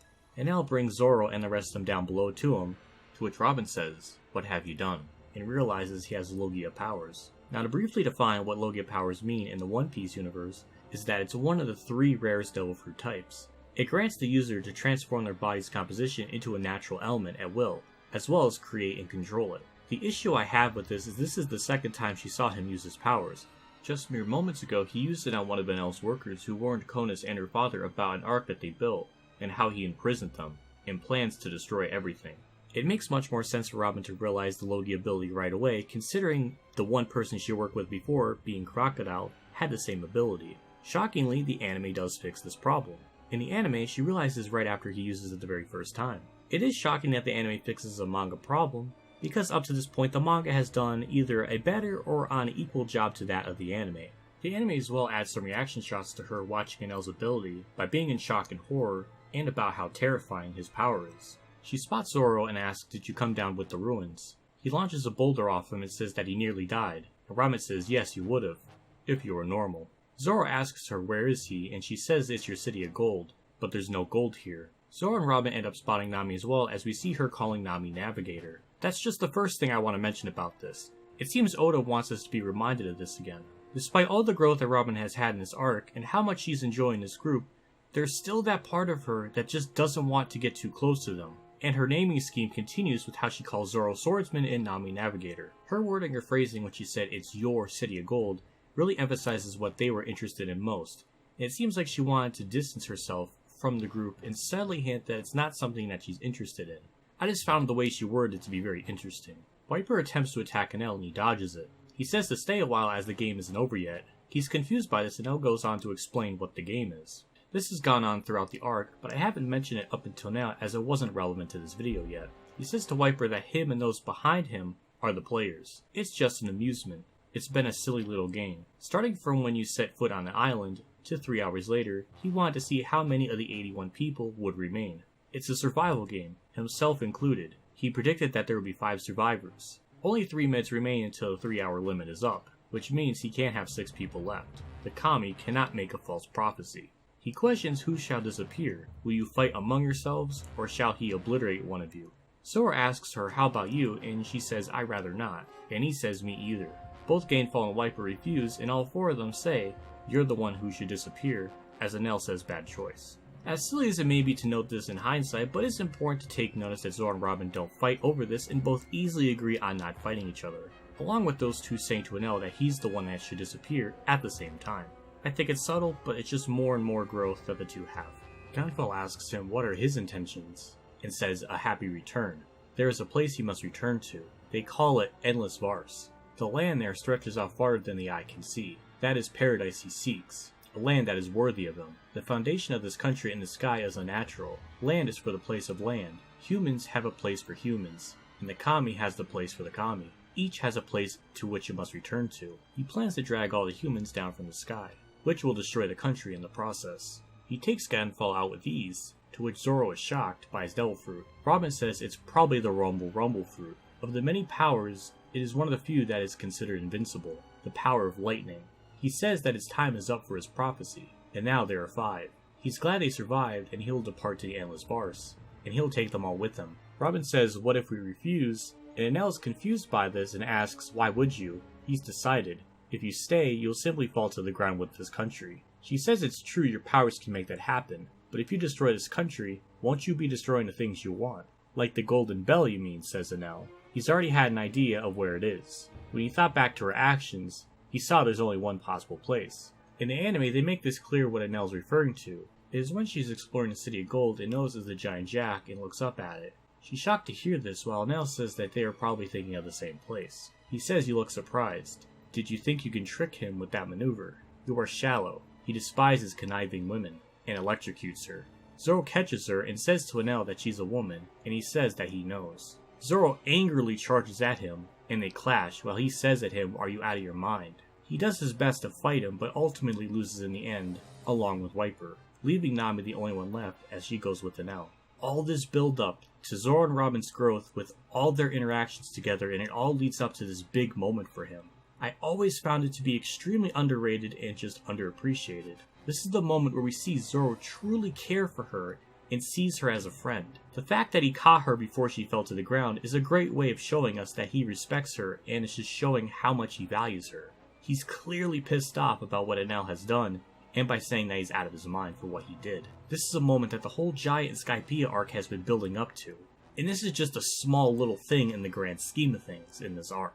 Zoro is the last person Robin had trouble trying to win over when she first joined the crew. On the other side of this, her manipulative tactic this time didn't work. It has been known that Robin has used some manipulative tactics to win over some of the crew, like using her powers in a playful manner with Chopper and Usopp, and using Nami's love for treasure against her. Sanji, well, she didn't even need to try. With Luffy, he agreed to have her on board, as he knows that she's not a bad person, based on the actions that she did for him in the previous arc.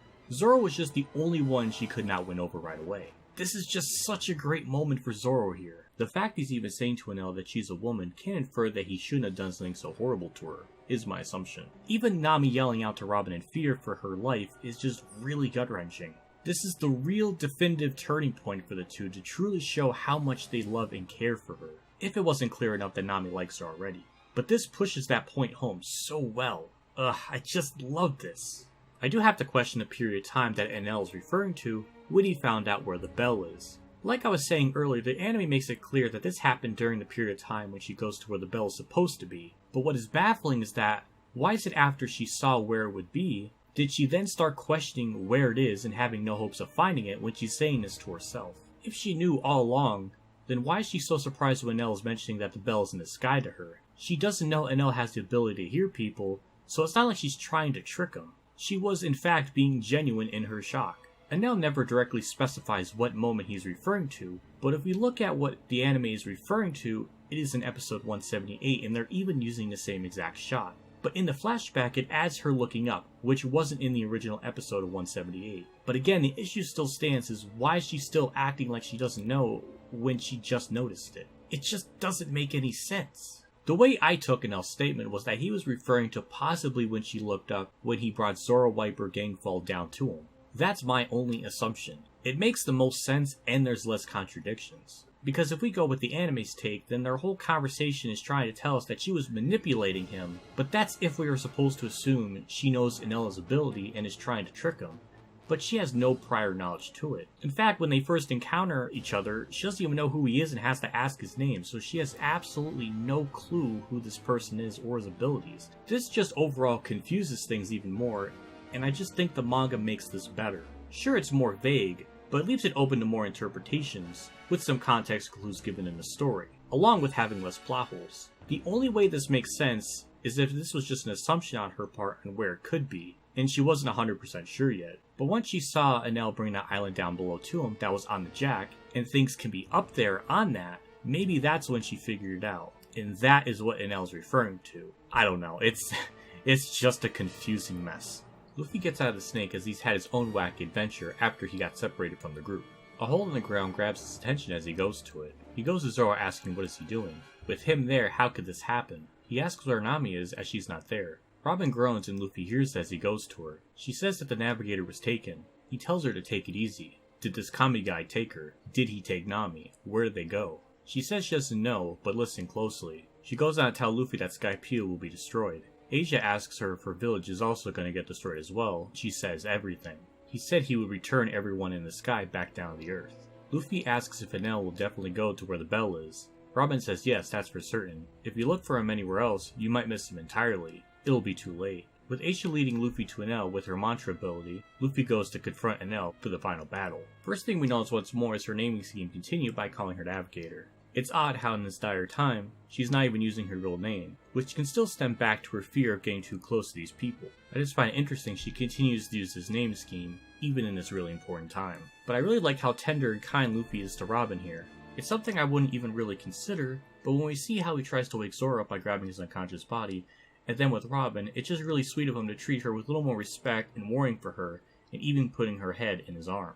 It's fitting for Robin to be awake and to be the one to tell Luffy what is at stake now for Skypiea. Since Robin was saying how funny he is for wanting danger earlier, now he's got that. But obviously he's aware this is more serious and this is something to not joke around with. And for most of this arc, Luffy has just been really excited for adventure, and most of his scenes before this point have been comedy relief. Also, there's something oddly sad when Robin replies to young girl Asia when she asks if her village too will be destroyed, and she says everything. Given what we know of Robin later on in the story, she lost her home as a young child, so maybe this also really upsetted her, but the wording of everything is just really direct, like it hit a chord with her or something. She likely doesn't want this child to go through the same similar thing in terms of tragedy like what she did. I could be making a stretch out of this, but knowing with how Oda plans things years in advance, it wouldn't be shocking if this wording was intentional. This also gives us more clues or foreshadowing of what her past may have been like. And upon watching or reading One Piece for the first time, this isn't really something you notice right away until you rewatch it or reread it again later on. Oda chose Robin for a specific reason. He could have chosen anyone else, but he wanted to wake her up specifically. Though logically, you can just say that she got hit by Enel's attack once, while Viper and Zoro got hit twice, so it makes sense for them to be out cold for a longer period of time by comparison to her. But this time when she is out, she is completely out cold. She doesn't even know where Nami is, so we can't even theorize the idea that she may have been awake pretending to be out.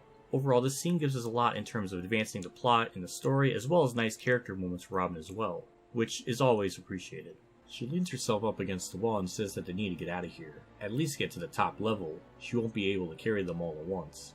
Again, the phrasing here is really important. The fact that she says, "we need to get out of here," is really the first time we see her thinking of others instead of herself. It's subtle, but I really love that detail. The next couple of panels we see her notice the arc along with the sky getting darker and the annihilation will begin soon.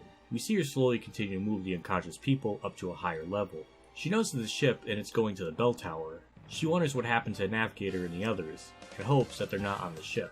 Again, this point of her caring for the others is shown once more, and her worrying about their well-being. It's just really good to see. Luffy spots her and throws Asia and Pierre to her as she catches them. She asks, "What is that ball on your arm?" Luffy asks if the golden bell is at the top of the vine. He's going after the bell too, isn't he? Referring to Enel. She tells him if it does exist, that's the only place where it could be.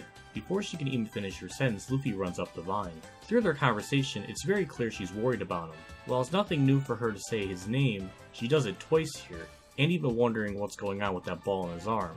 It makes that point clear that she is concerned for him. She asks Asia where the Navigator is, the girl with the orange hair. She says that Nami's on the Arc.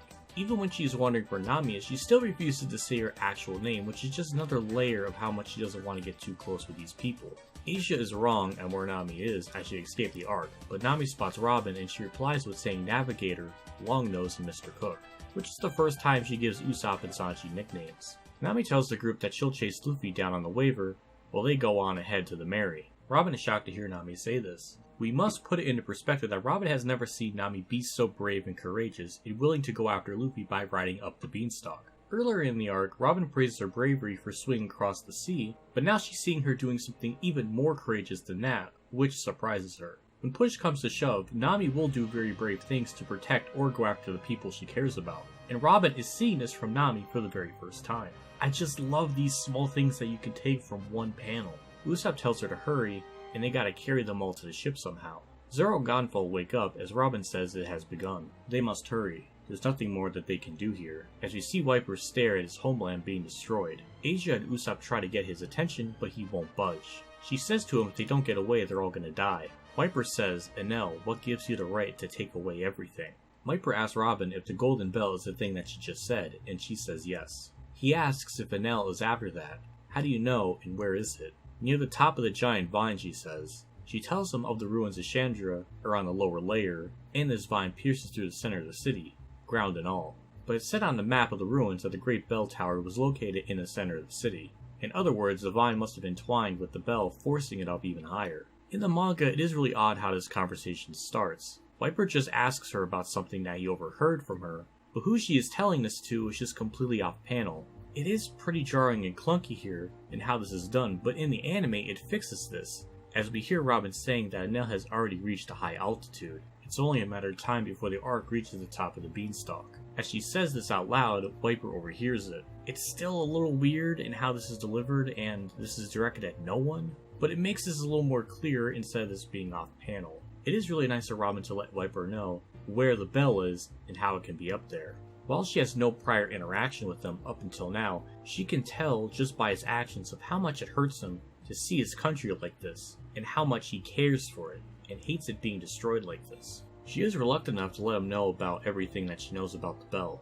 And this time when she states where it can be, we as the viewer know this is true because we just had a flashback to when the other half of Jaya went up into the sky and the bell going up with it, and the vine pushing the bell up even further in the sky, when this is showed in Norland's backstory. During all of this, they are supposed to run away, and even Usopp points this out by even saying, "What are you people thinking? Have you people lost your mind? We have to get away or they'll die." They'd promised Nami that they'd go on ahead and wait on the ship, remember? She'll be back with Luffy real soon. But despite Usopp saying all this to Robin, she just continues on to tell Viper about the bell, ignoring them.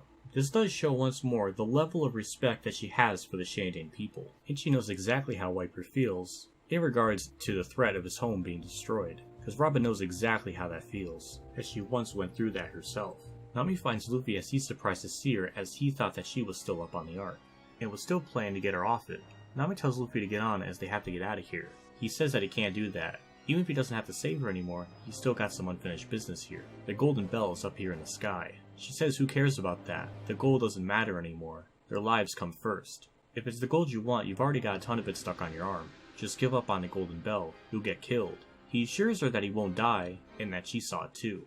The city of gold. It really existed. It wasn't a lie. Cricket's ancestor wasn't lying, so he's gotta let them know down there that the city of gold is in the sky. If he rings the bell, they should be able to hear it. If he doesn't, they'll just keep on searching the ocean floor until they die. This is referring to how in the Jaya Arc it's revealed that Cricket has an illness called the bends, which is a condition divers sometimes get, but it's usually not chronic though. It's when a diver comes up out of the water too quickly. He's been deep diving day after day without giving his body time to decompress. It's dangerous and in some cases can be fatal. He got this illness by trying to find the gold down below the sea, trying to prove that Norland wasn't lying. There's no way he's gonna let Enel take it. They should be able to hear a bell that big from anywhere. We've seen time and time again throughout the arc and in recent chapters of how much Luffy wants to do this, but now we know exactly why he wants to do that. It's not for a selfish goal of his, but more of a selfless thing, as he wants to do this for Cricket.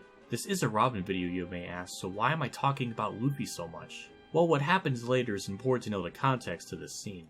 We get a flashback of Luffy saying this for the very first time, and this takes place when he was with Robin, Zoro, and Chopper on their way to the City of Gold, but before they got separated. After Luffy explains this to them, and why he wants the bell, we see Zoro, Chopper, and Robin all smile at how wonderful and kind that thought is. Zoro fills in Usopp on why Luffy is so determined to go get the bell, but Robin confirms that this is true, but she's unsure if this is possible under these circumstances, and Viper gets angry upon hearing this. Zoro says if he's gonna do it, he will.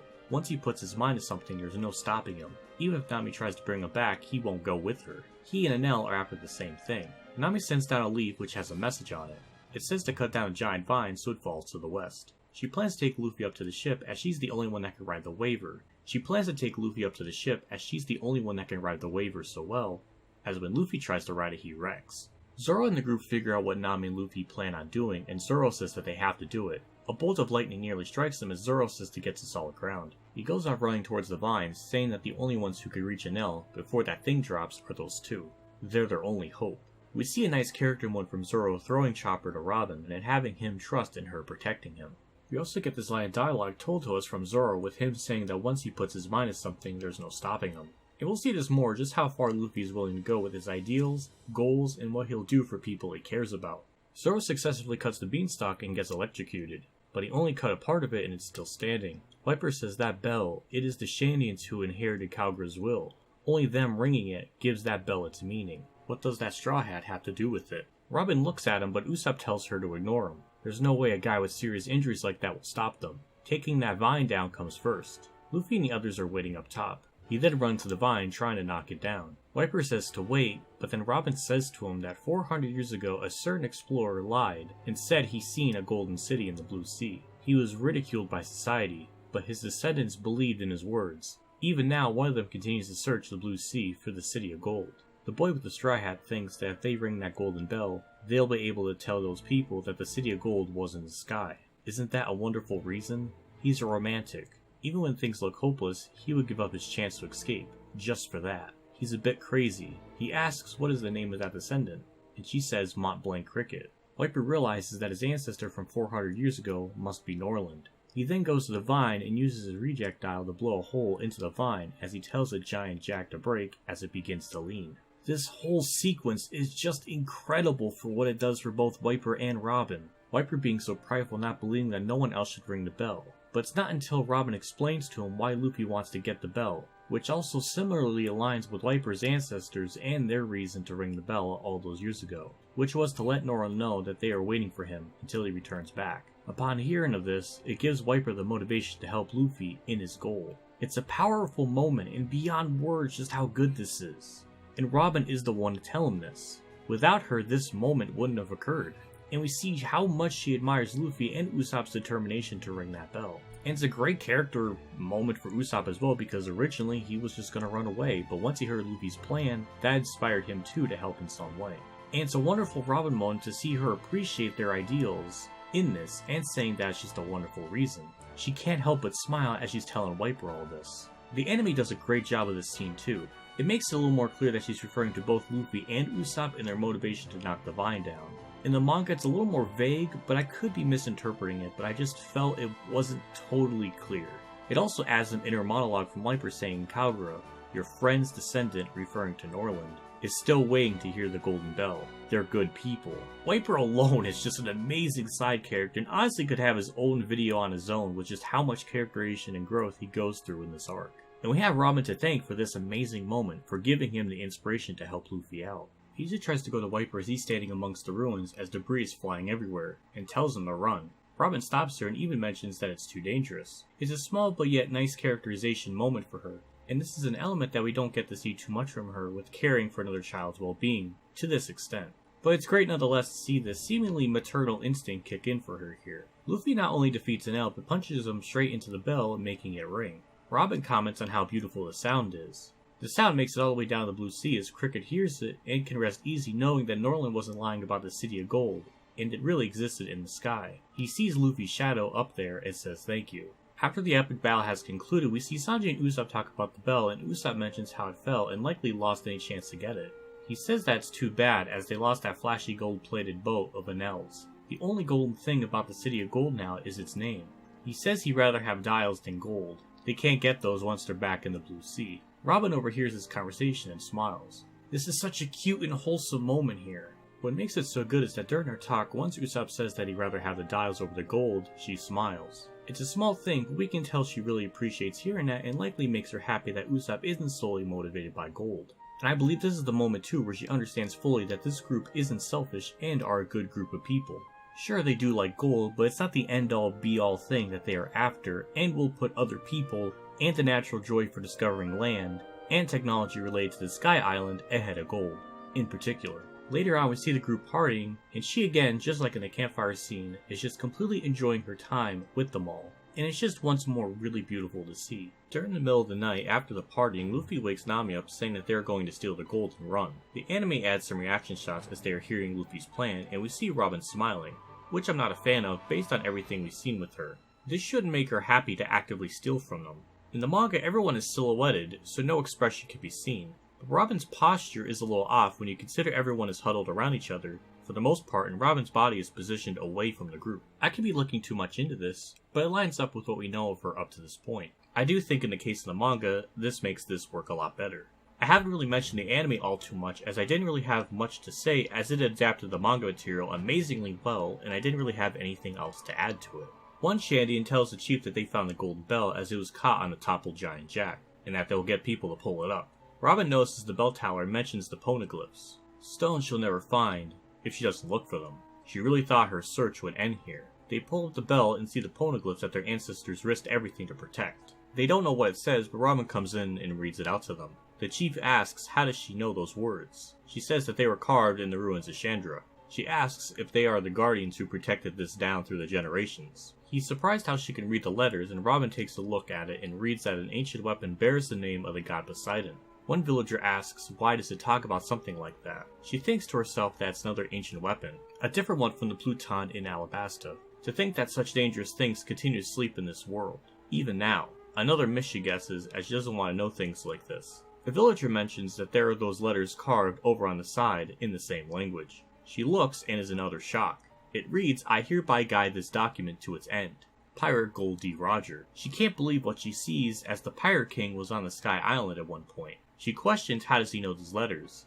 Gonfall tells Robin that he's been here more than 20 years ago. She doesn't know how he managed to get to this bell, but still, they definitely have concrete proof here. She remembers that there are two types of poneglyph stones. One's with information and another that shows the location of the others. This is a stone with information. She thinks to what Roger says, and is in shock again. She tells the chief that this poneglyph has already fulfilled its purpose. There are several poneglyphs that hold information scattered throughout the world. She's sure that by connecting and reading them, they'll become a document that fills in the blank history for the first time. Connecting them will complete a text. The Rio poneglyph, which doesn't exist yet. She's certain that Roger has delivered this document to its destination. The chief asks her if this means that they no longer have to fight anymore, as their ancestors' wish has been fulfilled. She says yes. She thinks to herself, in other words, she too has to guide the poneglyph documents that she's read so far to the end of the Grand Line, to Raffoul. There's a bunch of things I want to break down here before we continue on, so let's start from the beginning of this scene. This is the first instance that we can gather that the poneglyphs are something that not everyone can read, and her doing so is something that is uncommon of a talent.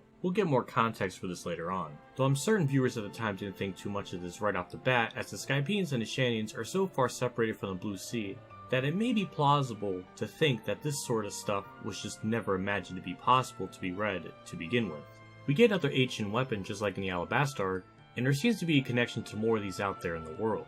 And we get another very clear indication that these ancient weapons aren't things that she's personally interested in. It even outright states that these things are dangerous, which once more shows how she's not into pure destruction type like things. When she discovers Roger's message, it raises even more questions. Can he read and write these letters?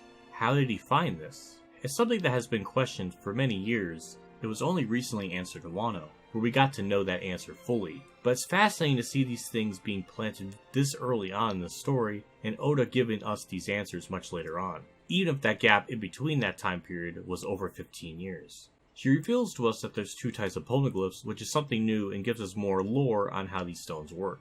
She's able to break down Roger's message, and her assessment is accurate based on the things that we learn later in the story. When the chief asks if they no longer have to fight anymore, we can tell deep down that she's both happy and determined to continue out her goal, but it does confirm that the yes that she says. And just the way that's done, I just got this feeling that this wasn't the biggest thing that she was concerned about at the moment.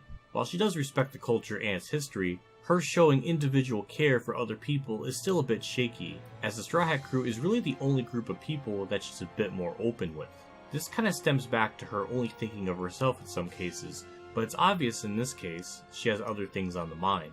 Even as she's thinking about all this stuff with the poneglyphs, the chief isn't really all too interested in that stuff, as he's mainly concerned if they don't need to fight anymore, and wants to know, first and foremost, as for him, this battle has gone on for hundreds of years. It's some interesting dynamic and gives us clear notes of what both their goals and ideals are. She's not outright rude to them or anything, that's not what I'm implying, but it does show that there's still some lingering personal issues with her to reciprocate other people's feelings. We see this when she's going on about the poneglyphs, and when he asks her if there's no longer any need to fight, we see Robin has these reaction lines, implying this surprised her in some way, which could certainly tell us that there was more things on her mind at the time. It's just really clever and extremely subtle stuff.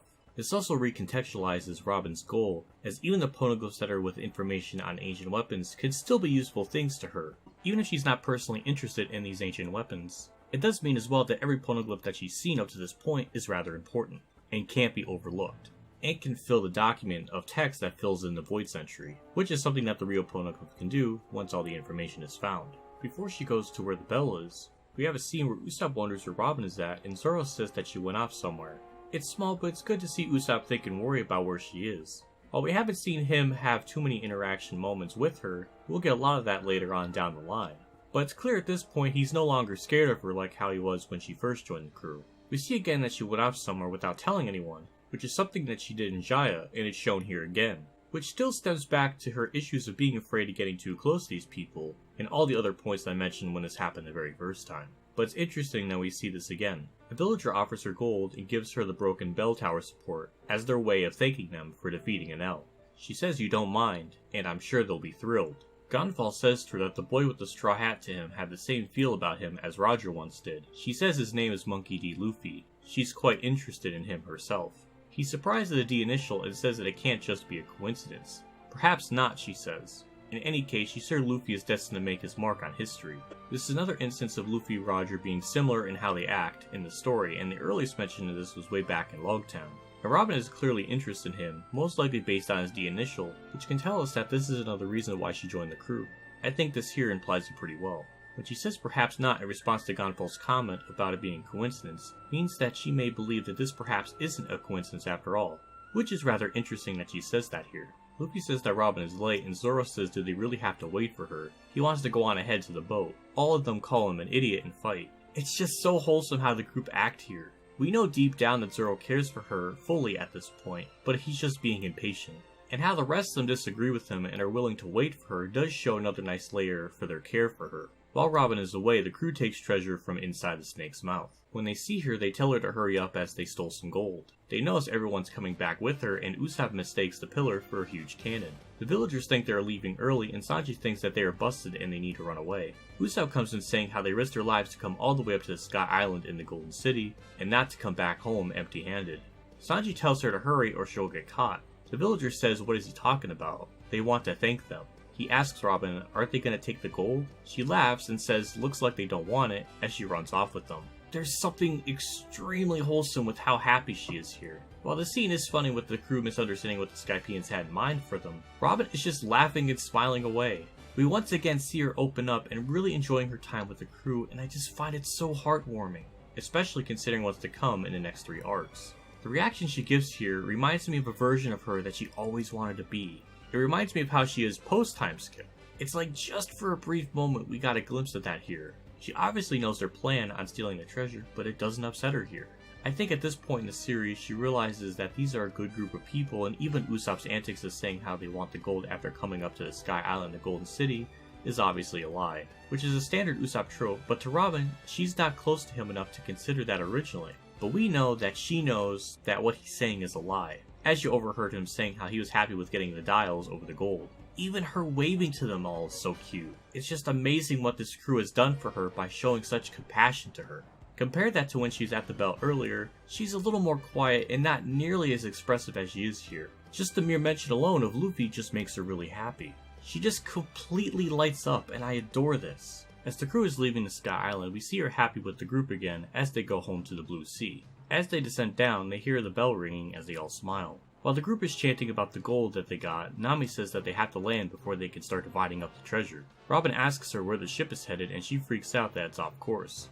Again, similar to the campfire scene where she wanted to put out the fire, she's thinking ahead and interrupts the group over their antics of the treasure and focus on where they're going. It's a filler scene, but it works well in keeping her character consistent. When they come back in the Blue Sea, Robin reflects on the island, saying how coming back down, it certainly feels far away, which again shows her opening up her feelings some more on the adventure that they went on. There's some more filler scenes with her interacting with the crew, but I didn't find it interesting enough to mention it. But it's harmless stuff, as the last episode of this arc leads into a filler arc.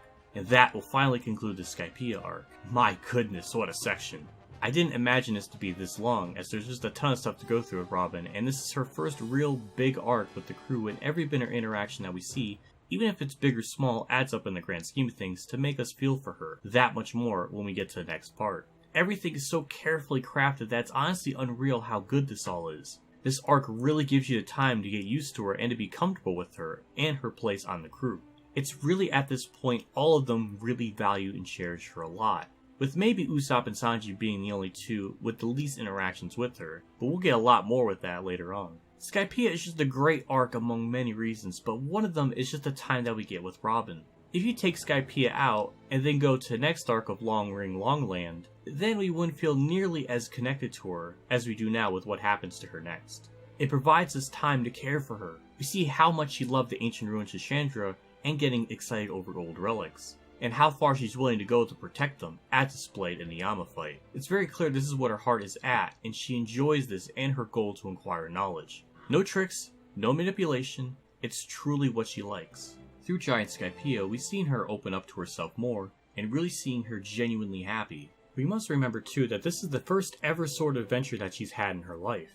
Being able to explore new lands were just things that she never considered.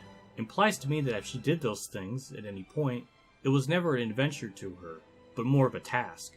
She wasn't taking the world in, but now she is and is loving every moment of it. There's still some lingering past issues with her and how she won't refer to the other crewmates by their actual names, even in dire situations. Luffy is the only one she values the most in saying. It's like she's almost there to truly loving them all, but there's just something that's holding her back. It's like there's a huge burden on her. I don't think at this point too that Robin understands how much the crew loves her. The crew on the other hand absolutely love and adore her. We've seen this throughout the 2 arcs, and Zoro's slow progression to liking her is just wonderful. The last small thing to mention is the anime's opening and ending songs. In the 4th intro song, we see many shots of the crew's backstories, and we see a glimpse of Robin's, which is her turning around, and then the other one is her being alone on the bed, huddling for warmth. The first shot seems to be recreating her wanted poster, and the other one gives us a small clue of what her life was like, which was harsh, cruel, and lonely.